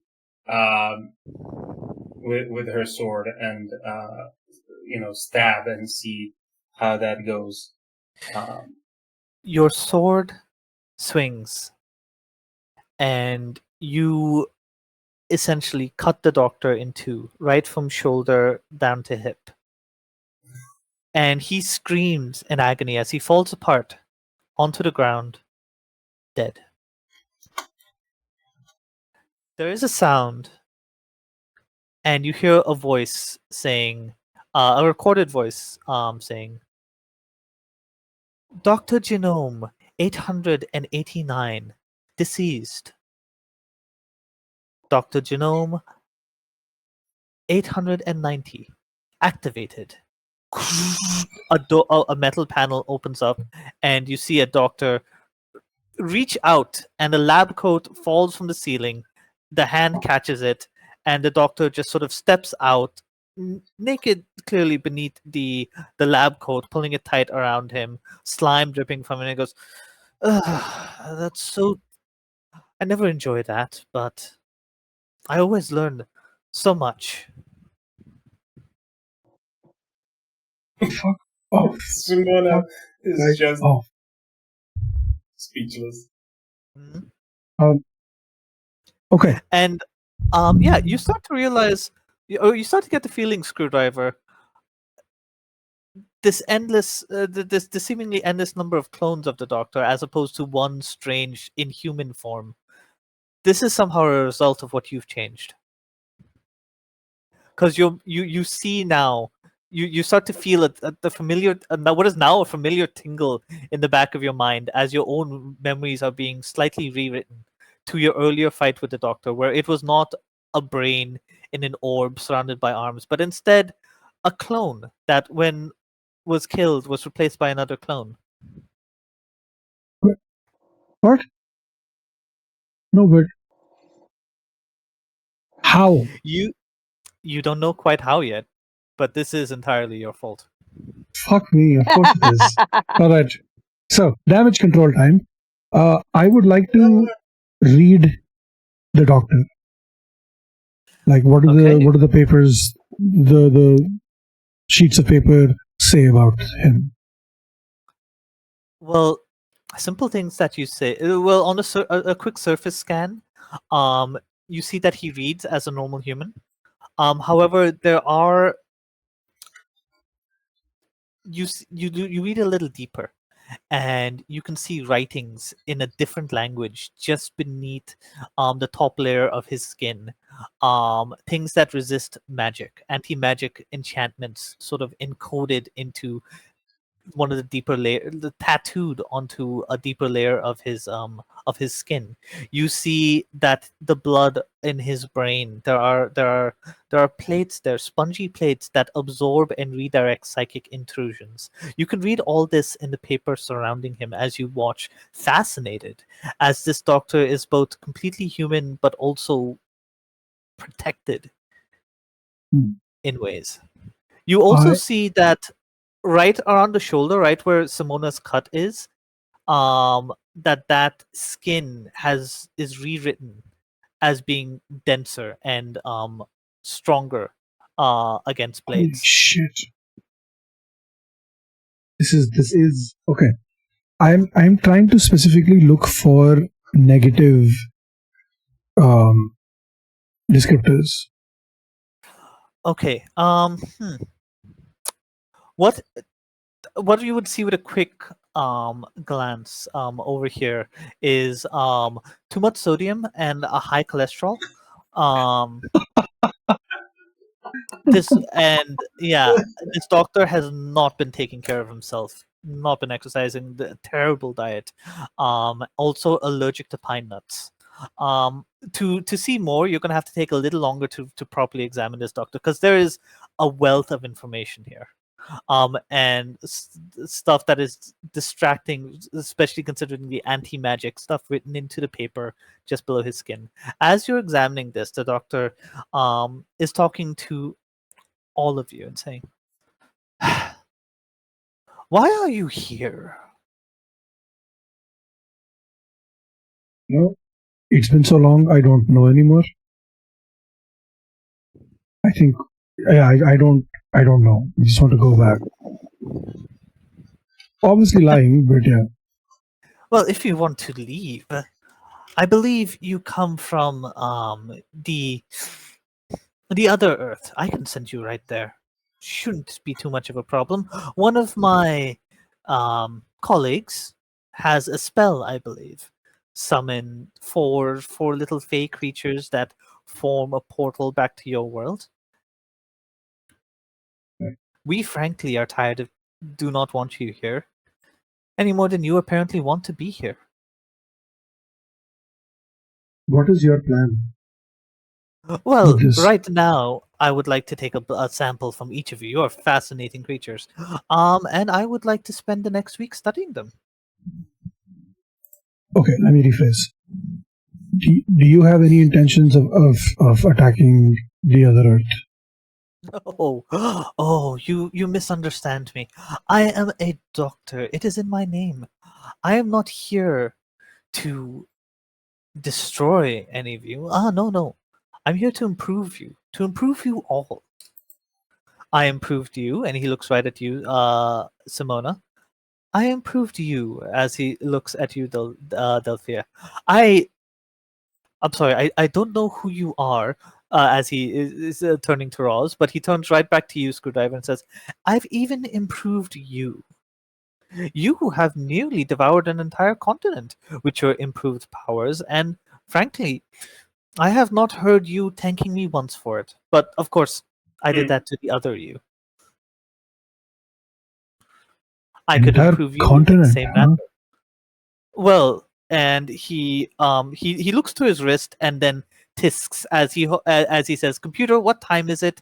It is 4:18 p.m. And he goes, well, the continent should be consumed any day now. Tomorrow afternoon by lunch, I'd say. Huh. Well, I just turned to Simona. Why are we here again? I think Simona is more focused than you've seen her since the room with all the iron in it. And she's just staring down the paper doctor, and she says, and then she turns towards you and thinks, in your mind, doesn't speak it out loud. Right now, to get the doctor and Arnett out of here and regroup and kill them all. Get the apocalypse started. And she will go for the vat where our net is being stored. Your net is being stored in a hovering, what looks to be glass orb. The second you step towards that net, the paper doctor steps in front of you and says, I'm afraid I cannot let that net go. I need him. Well, Simona wouldn't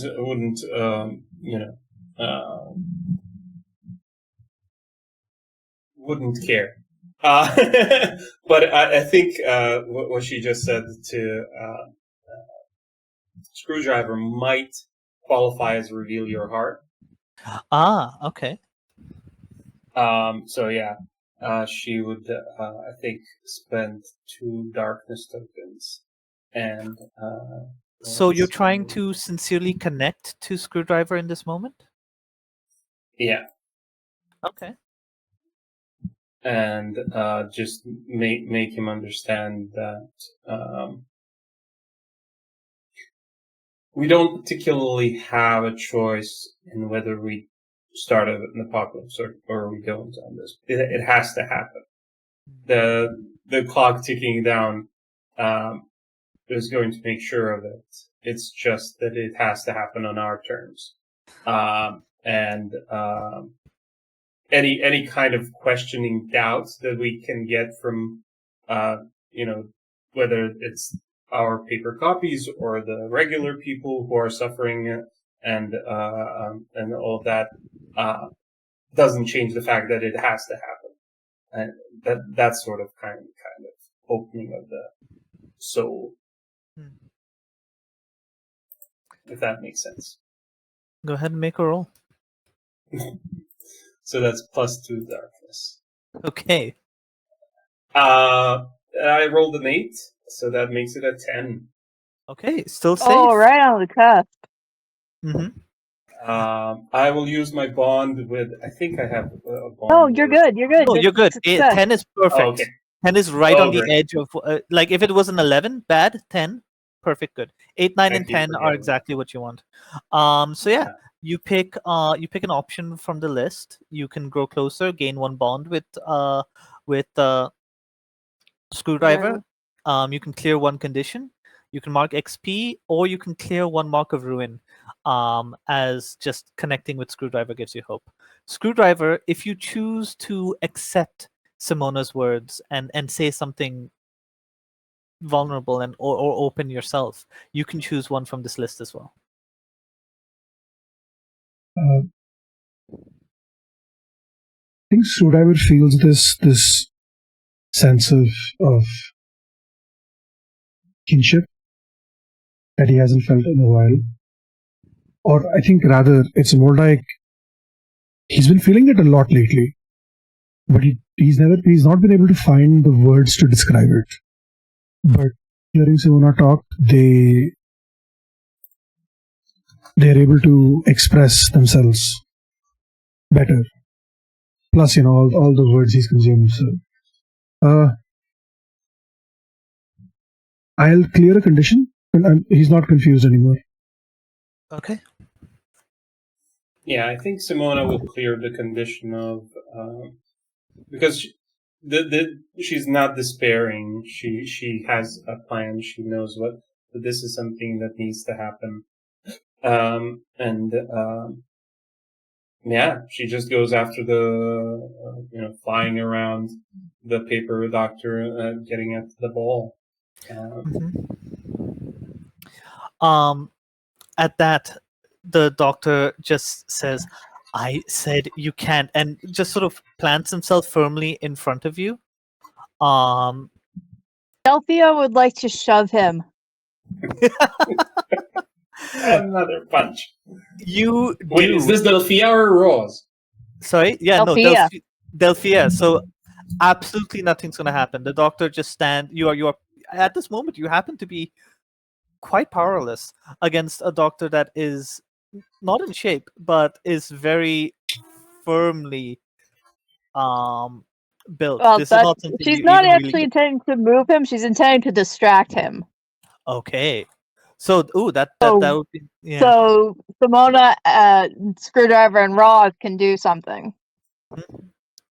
So, as you get closer to that Ned, the doctor will reach out with a hand and snap in a strange pattern. And you watch as light surrounds Ned. And much like and sort of is sort of teleported away as a beam of light just surrounds him and then dissipates. As the doctor says with a frown, "This is highly inconvenient. I need him in my lab, but I cannot let you get your hands on him before I am done with him." Would Simona be able to slow Leave it him down? alone. Sorry? Go ahead, Amir. Would Simona be able to slow it down with her time warp, time distortion, the teleportation? I would say, you know what? Yeah, actually, give me an unleash roll. Sounds good. She has 2 more darkness left, so she's going to use both of that up. So she's back to 0. And I roll a 6 plus 2 is 8. All right. Yay! I assume you get what you want from them. Yeah, I get the basically that the time stops the teleportation mechanism or whatever it was trying to do. The Yeah. beam that was getting into the ball Mhm. just stops outside of the ball. And what else? What was the other option?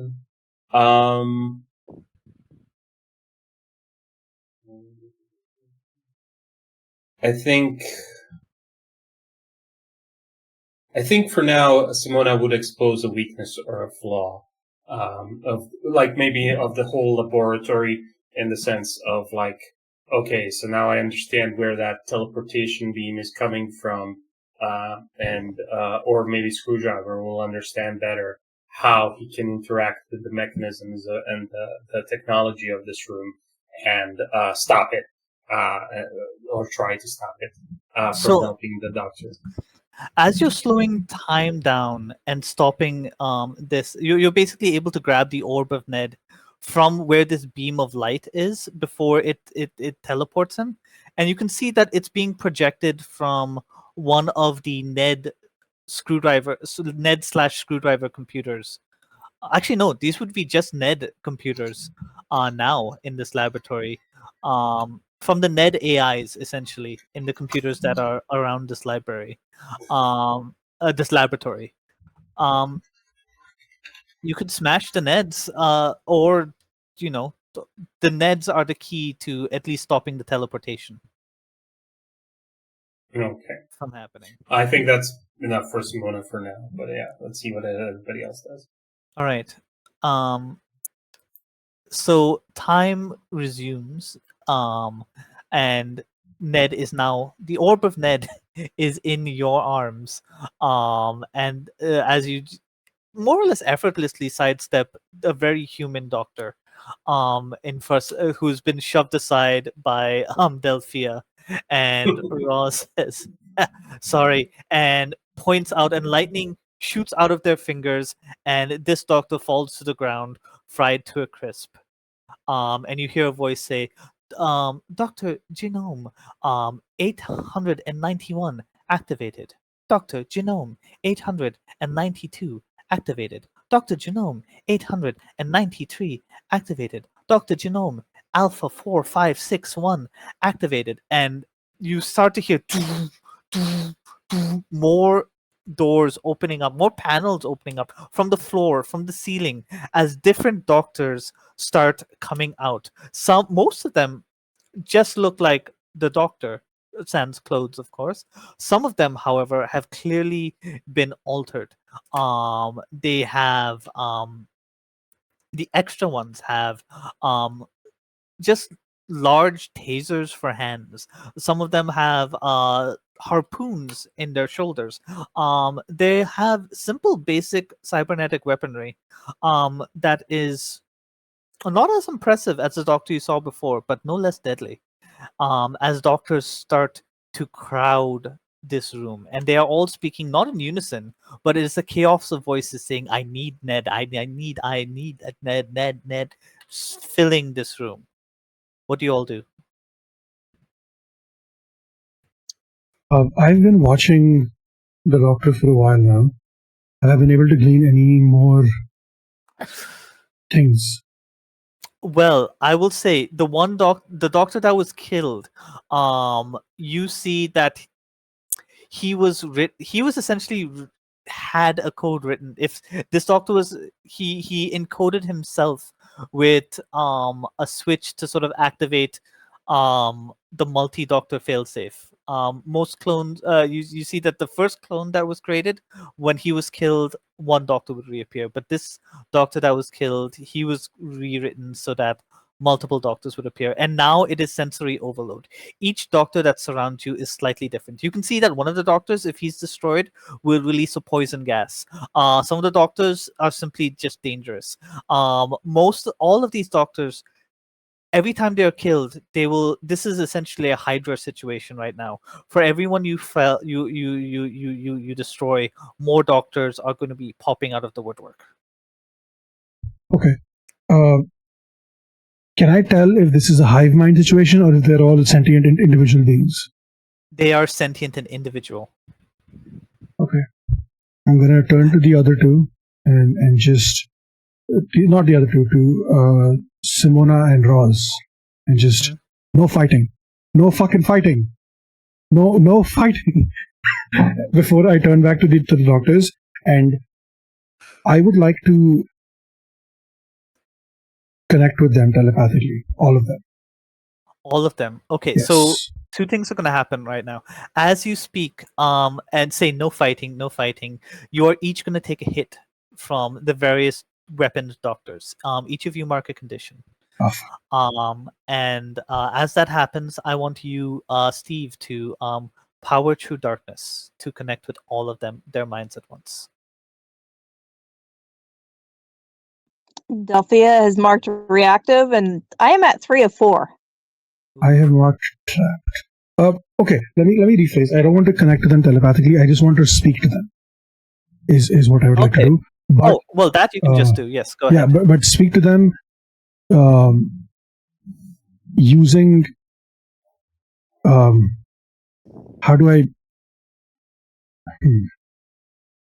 So I am trying to, above the table, trying to inflict psychic damage, similar to vicious mockery, is what I'm trying to do.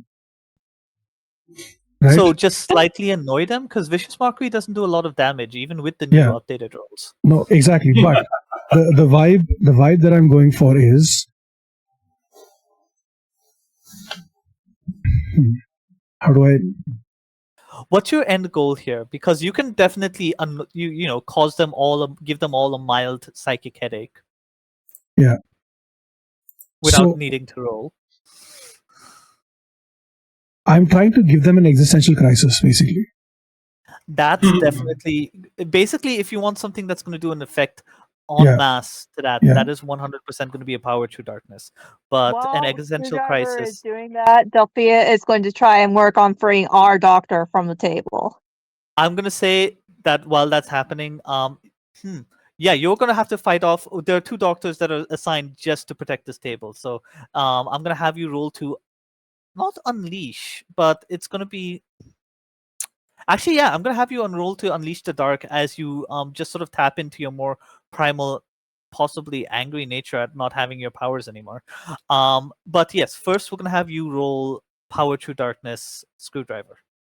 Yeah. So basically, like the vibe is that I've been reading them so far, and I'm going to use what I've read as a way to be like, pathetic little existence, trying your hardest to create copies of yourself because the original was a piece of shit, useless, worthless, no riz, no I don't know, just being like sure. Yeah, so that's basically like trying to serve as like the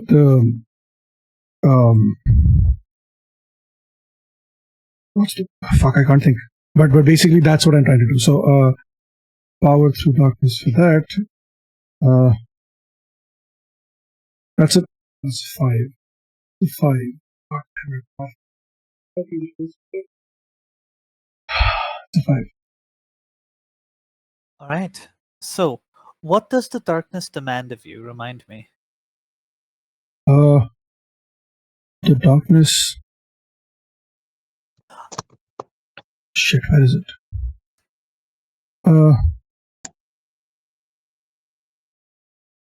To break free of what holds you close, and to make yourself understandable and lovable. That's.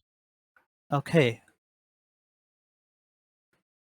So you reach out, and you've been spending a little time with your own doctor, the flesh and blood version, getting to know him, growing closer, and you realize that as you reach out to this mind, it's the same person. Their paths diverged at a certain point on this paper planet, on this paper world, but it is the same person.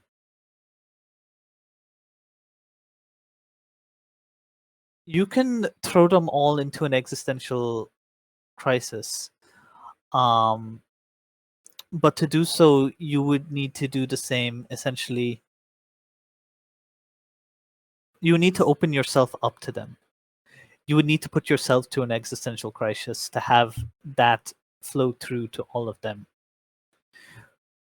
You are essentially going to be marking all 4 of your conditions to take yourself out of the scene for this, to give yourself an existential crisis, to have it spread to them.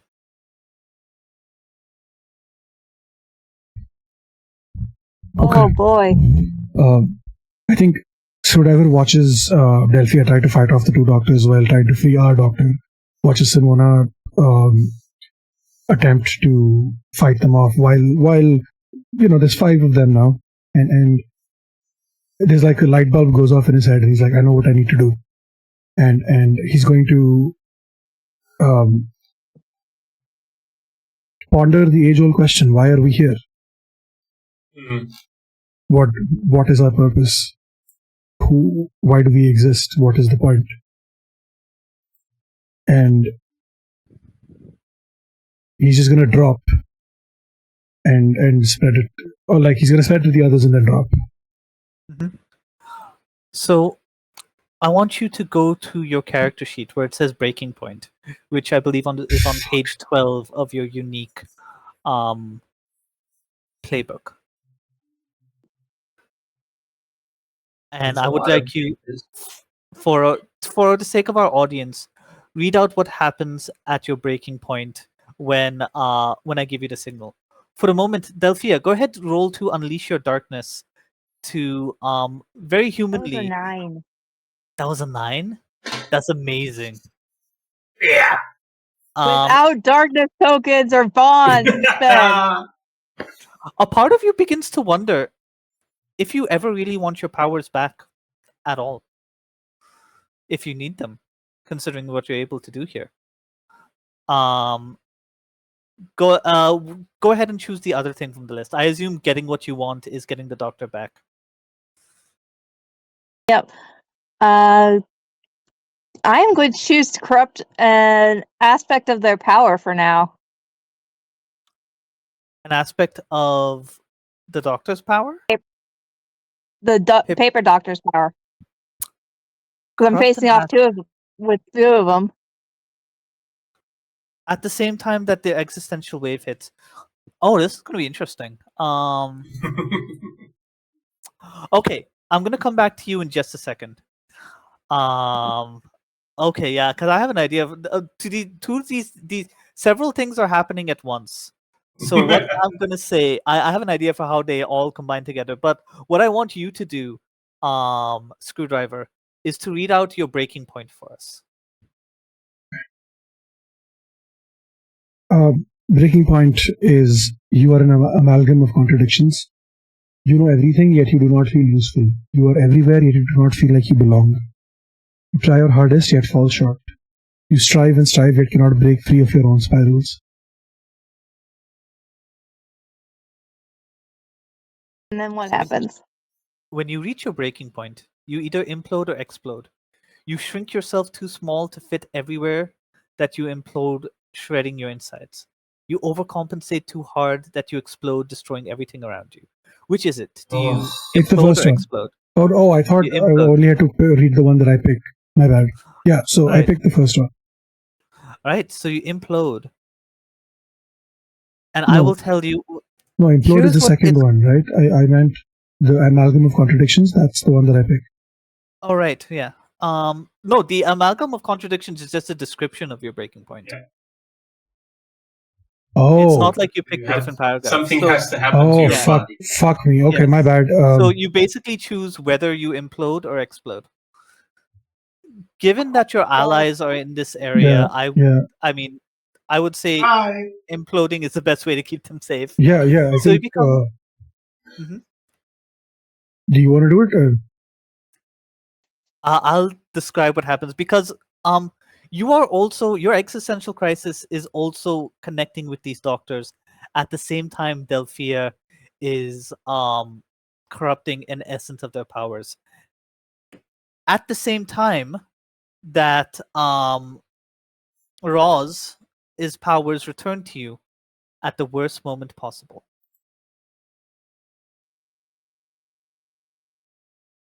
You shrink immediately, Screwdriver. You become a tiny point, a small pinprick of a very dense little marble ball. You are just wrapped within yourself. All you want to be right now is nothing. You've inflicted this on yourself. You let all of your insecurities and fears and worries about your place in the universe, about being able to do anything that matters, to have any control. You're able to alter reality, and yet so many things are beyond your control in ways that you do not entirely understand, and it makes you feel so small, so small. All the Doctor's clones fall to their knees, and they are catatonic as they fall to their sides. And for a moment, it looks like you've won. And then suddenly, darkness snaps back from Roz straight to you, Delphia, and explodes outwards, just as you were corrupting the Doctor and their powers. You didn't pick explosion, Screwdriver, but an explosion happens nonetheless. And it Fire, hurts like a bitch. ice, lightning, and air explode outwards in 4 directions. Straight down is where the most of the power goes to avoid actually killing anyone. You have that much control, Delphia, in that moment. However, that means the ground beneath you, the lab beneath you, and all the floors beneath it are vaporized. And all of you immediately begin to fall. Not You are, this again. you are all falling down, down, down, down towards the earth. You have lost sight of Screwdriver entirely. You are holding on to Ned, Simona. You've got that wrapped tight. Yeah. And it's raining doctors left and right, and you cannot tell at this moment which doctor is yours. Oh. Don't we all have those goggles though that Screwdriver made us? That's We true. do. It's hard to We put them. do. It's hard to put them on, however, while you are falling through the sky. And right now, your biggest concern is the fact that Roz is falling away from you. As that snapback for the elemental energies seems to be pushing them a little further away as they are falling down further away from where you are. You have a choice right now. You can save all of the doctors and Simona. You have no idea where Screwdriver is. Or you can save Roz.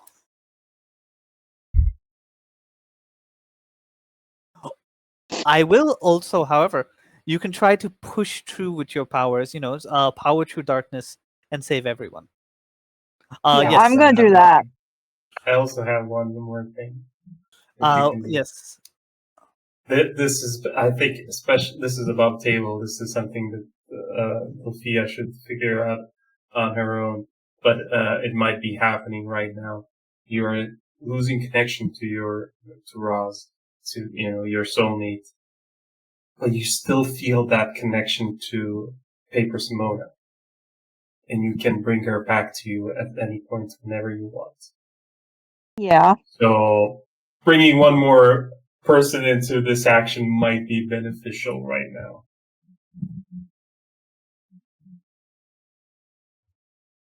Oh. Means I'll have to mark a ruin. Yeah, and trust Paper Simona to have. Well, she can hear my thoughts and feelings. That's true. She can. But do you trust her to save Roz? I'm Over gonna the have to. Harbingers. Okay. I'm gonna have to because I gotta try and save everybody. Yeah, and Rose does. The Paper Simona does have her paper fairy mount. But we should be getting to, I think, at this point instead of crashing to the ground. Although, yeah. All right. So, You mark a ruin, and improbably fate bends towards you, pulling Paper Simona back here. She sees all of you falling.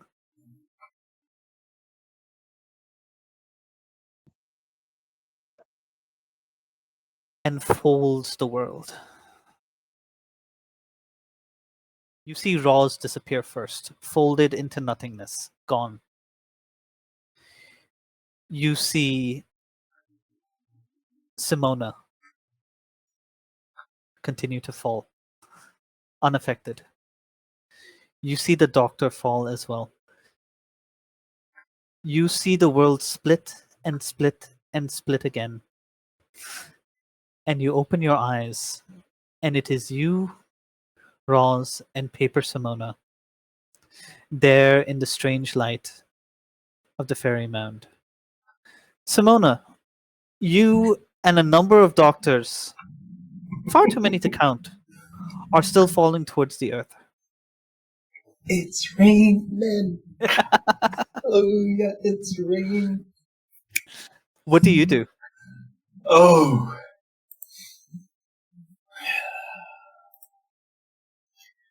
I don't think she would use the Tower of Isolation. I don't think Simona would be thinking about getting to her fairy mound.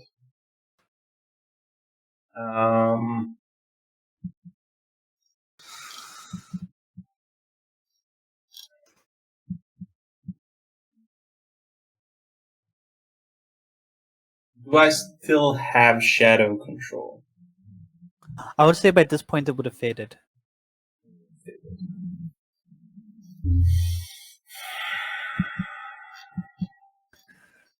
You might have to use your Tower of Isolation. That's the only thing that she can do. She can't be flying around. And she has no eyes on Screwdriver. None whatsoever. As well. Okay. Tower of Isolation. I have to mark 2 ruin. Which makes sense.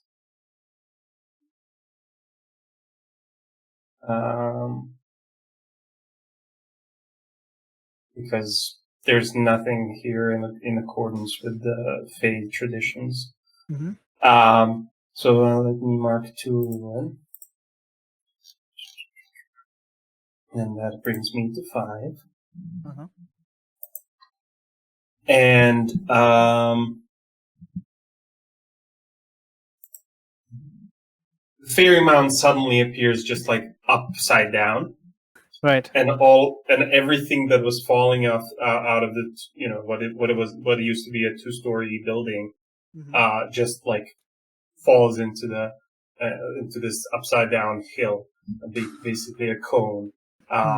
So all of the doctors, all of that stuff. I think.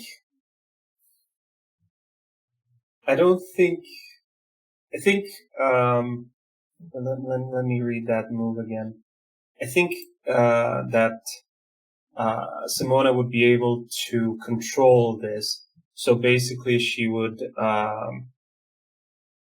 This would be an interdimensional portal, and with 2 ruin marked, I can use my resources as I wish. So as they fall into the tower, into the fairy mound, I can see which one is mine. I can feel which doctor is the real one, and have that one just stop, and then all of the rest of them just hit the ground as hard as they can, and they just die. Just like. So it says use your resources as you wish. What I'm interpreting that is that you have features of this place, interdimensional portals, and what's the other feature of this place? A containment system. But I'm not trying to contain the doctors. I think they would just. I'm trying to save my doctor by settling him, nice and safe, and letting the rest of them just fall to death. Huh. I would say that there is nothing here necessarily that lets you identify which doctor is yours. Actually, no. You know what? I'll give it to you simply because your doctor is the only one clothed. Makes sense. He didn't have a chance to take all of his clothes off of him. Yes, yes. Um, It's hard to identify in a rush of bodies, but you're slowing things down with your interdimensional portals. You're able to identify your doctor. Yeah, you get them, and the others just sort of fall to the ground, dead. and I also get one more component to the Tower Yes, of something Isolation. of the Tower of Isolation is unlocked, and it's going to lead to another secret about your people. Yeah, I think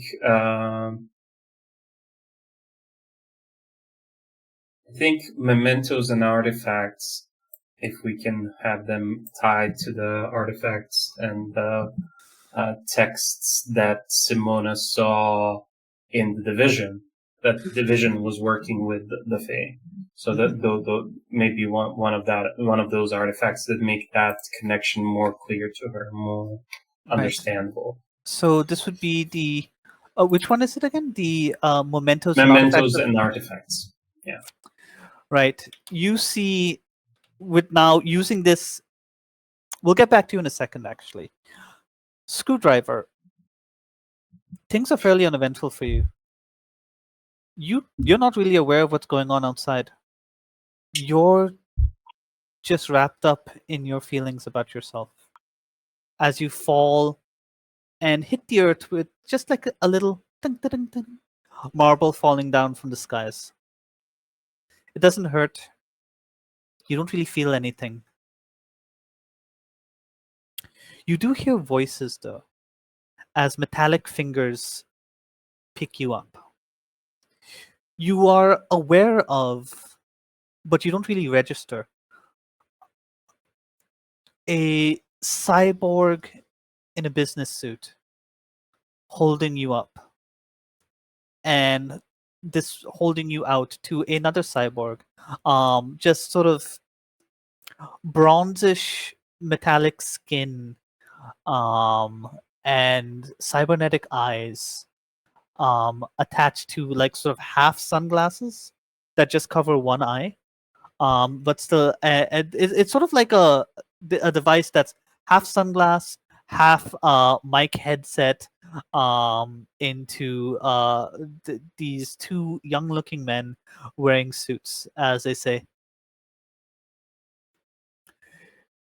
we have retrieved the asset, heading back now.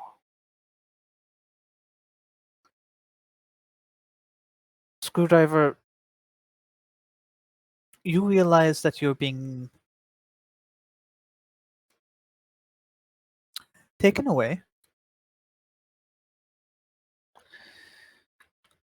You feel guilt and you feel fear at what your power can do. That's part of the reason you are trapped here as you are, so tightly wound.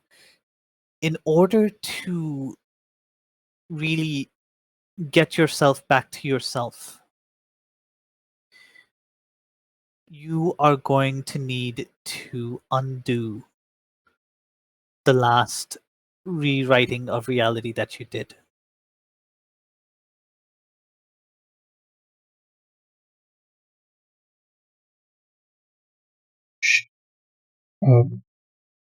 Is it guaranteed to work?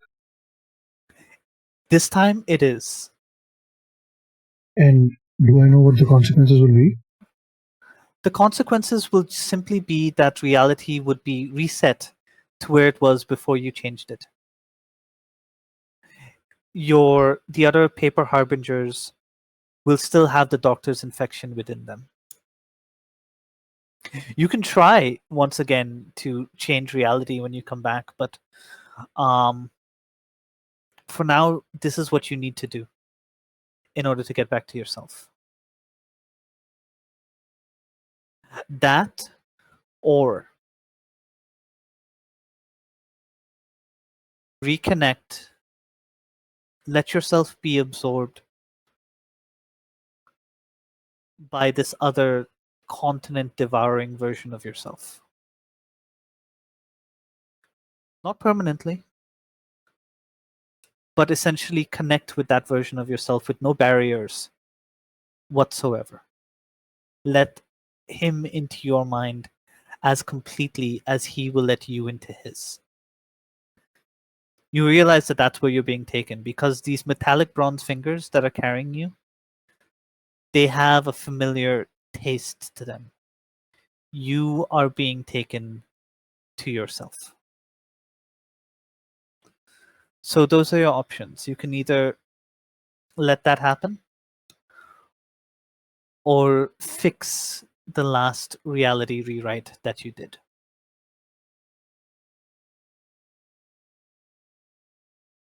I'm gonna try to reach out to Dr. Grayson. You can't, not right now. No? Too tightly wound. In order to get back to yourself, in order to really have full functionality, to be anything other than a marble wrapped up in your own fears, you're going to have to do one of these things first. Sudaver is terrified of what this Harbinger version of him is. And I don't think there is any world in which he would say yes to joining with him. So, mustering up as much energy as he can, he's going to try to stand up while he's being carried, look up at the dude in the suit, and just scream as loud as he can, "Fuck you, you piece of shit!" And he's going to reset with a snap back to where he's talking to Simona and Delphia about, hey, should I do this or no?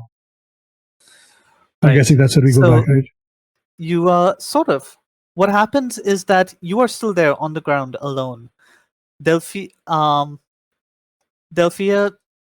you don't really notice anything happen, but Simona, you see that all of the clone bodies of the Doctor disappear, fade. It's like one moment they're there, the next they're gone, like they were never there. You feel an itch in your mind as you feel memory start to rewrite itself, but it can't really affect you as well in your fairy mount. Screwdriver, you are on the ground 100 feet below a large laboratory with a hole leaking out its bottom.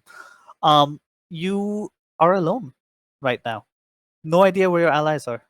No idea what happened to them or how you ended up here on the ground. All you know is that you are surrounded by a few hundred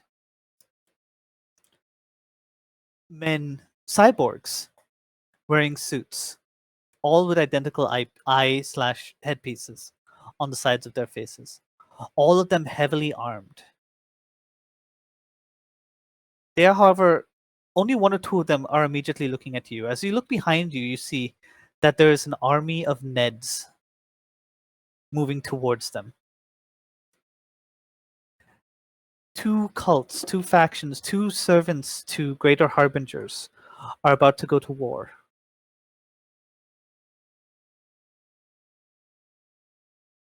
When you look at them, do you see hatred? Do you see fear? Or do you see a simple acceptance that this is their place in the world and serving their creators is what they're meant for? Which one of those three options do you see in their faces?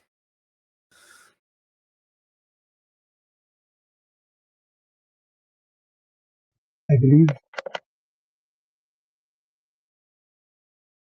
it's going to be acceptance. They know their place, I guess. All right. And as these two factions, as these two cult members, for lack of a better word, go to war, the Doomsday Clock ticks up by 1. We will go back to you now, Simona. You are in your shadow realm, your tower of isolation, with the doctor, the one true doctor, if you will, with Ned also safe in your arms. You feel something in the tower, a connection, and a thread, and you start pulling at it, and items start cropping up. Acid bows and repeater crossbows, swords of fire and swords of shadow. What you see is an armory here, and what you see in the ammo, what you see in these magics, as you take a little time to examine them closer, are essentially what would be the magical version of biological warfare. These are weapons meant to dissolve cold iron, to unravel humans on an existential level.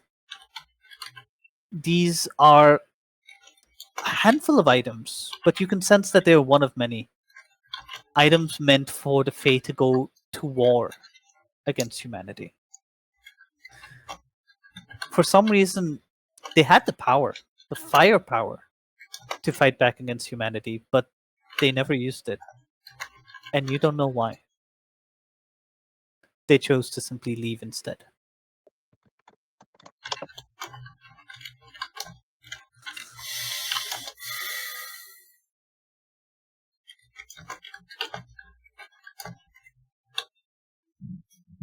Speechless.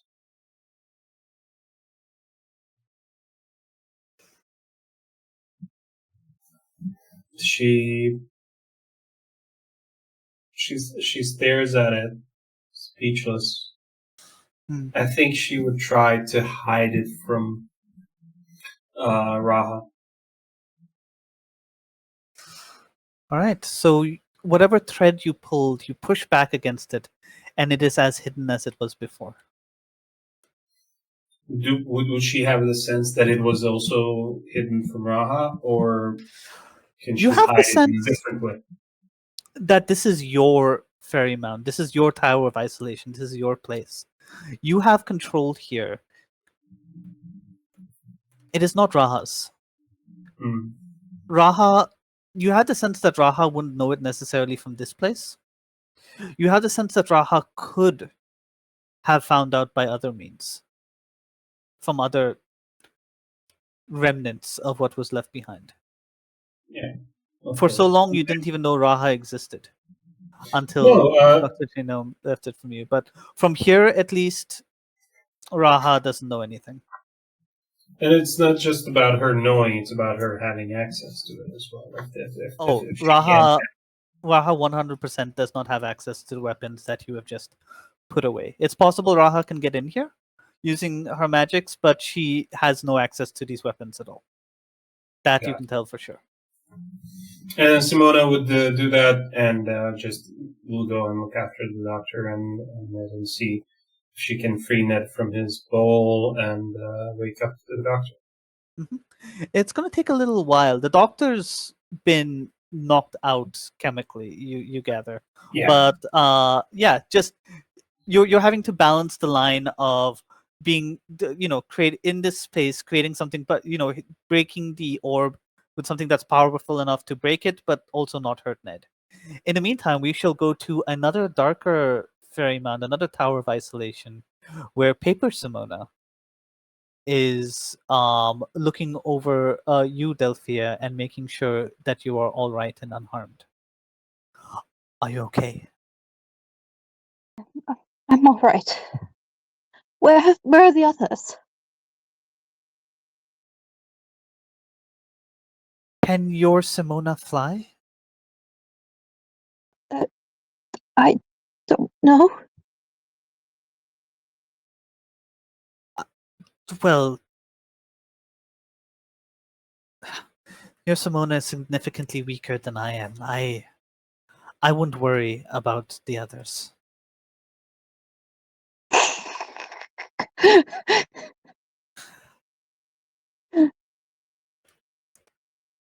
I made the deal with Raha to help the Harbingers destroy this world. I did not need all of them.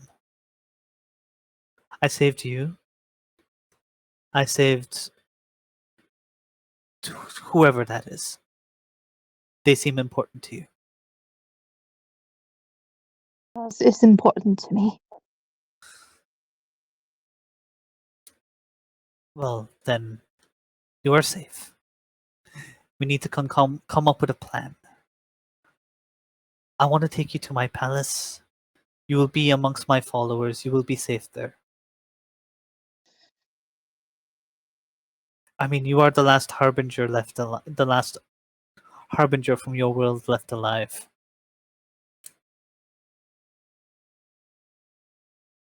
We need to keep you safe. Oh.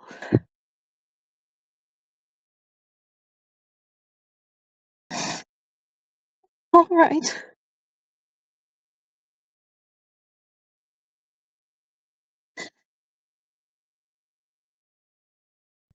Can And I with that, mark the yeah, go last ahead. condition? Yes, absolutely. Despairing. That means I am at 4 marked conditions. Oh, you hit your breaking point. Yep. This is. I mean, hearing that your team has perished, is definitely a good reason to hit your breaking point. So go ahead and read that out for us. I get back to the right page for that. Mhm. This world cannot contain you and all of your power. You can never create, never nurture. You can only break and destroy. It's time to remember that. It's time to let go and let someone else take this burden. And describe how your power overwhelms you and the obscene amount of collateral damage you cause. I will. Oh, I will let you know that I will say exploding in the lab that led everyone to fall to their deaths. I am willing to accept that as collateral damage. But if you want yeah. to do more collateral damage here, that's perfectly all right as well. This is your breaking Yeah. point. Paper Sama just sees her fall to her knees and scream in grief and anguish, and cracks begin to form, and there's kind of a growing crater around her of darkness and fire and lightning.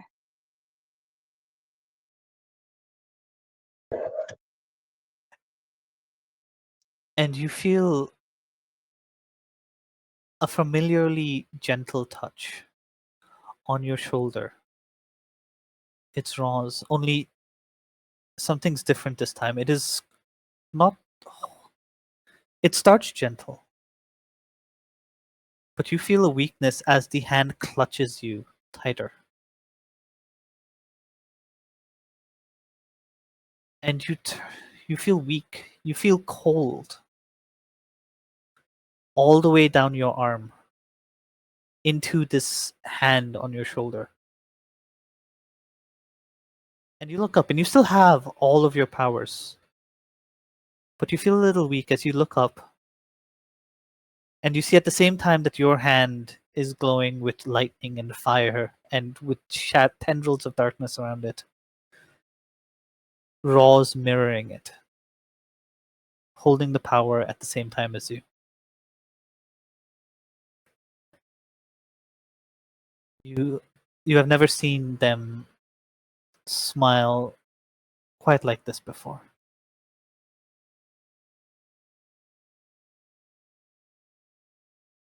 Before you're able to say anything, before you're able to react, reality fractures, splits and splits, like you're looking at the world through broken mirrors. And then it recombines, and you are in a large, ornate, palatial hall, surrounded by projections, it looks like, of elves. And about 100 green-robed people kneeling in front of a large throne in which Paper Simona now sits, lounging casually, breathing a smile on her face. Welcome to my palace. Delphia. Welcome home.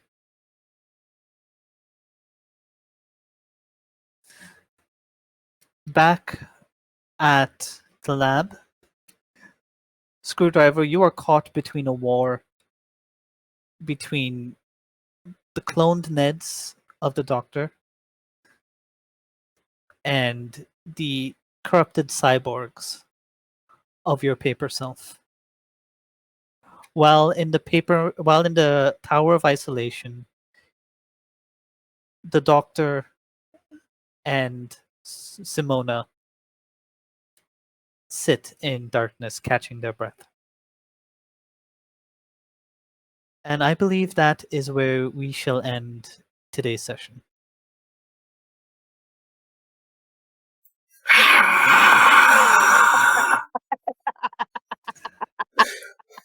What is gonna happen next time? Who knows? We don't know.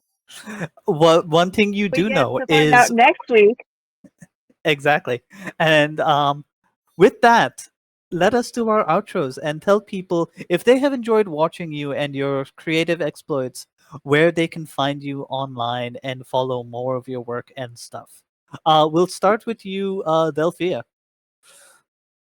Hi, y'all. I'm Denver Grant. I played Delphia the Surge. You can find me on the Bird app as DEA Grant Draws. You can find me on Pantsless Tables as well, and on Twitch as DJ D20. All right. Steve.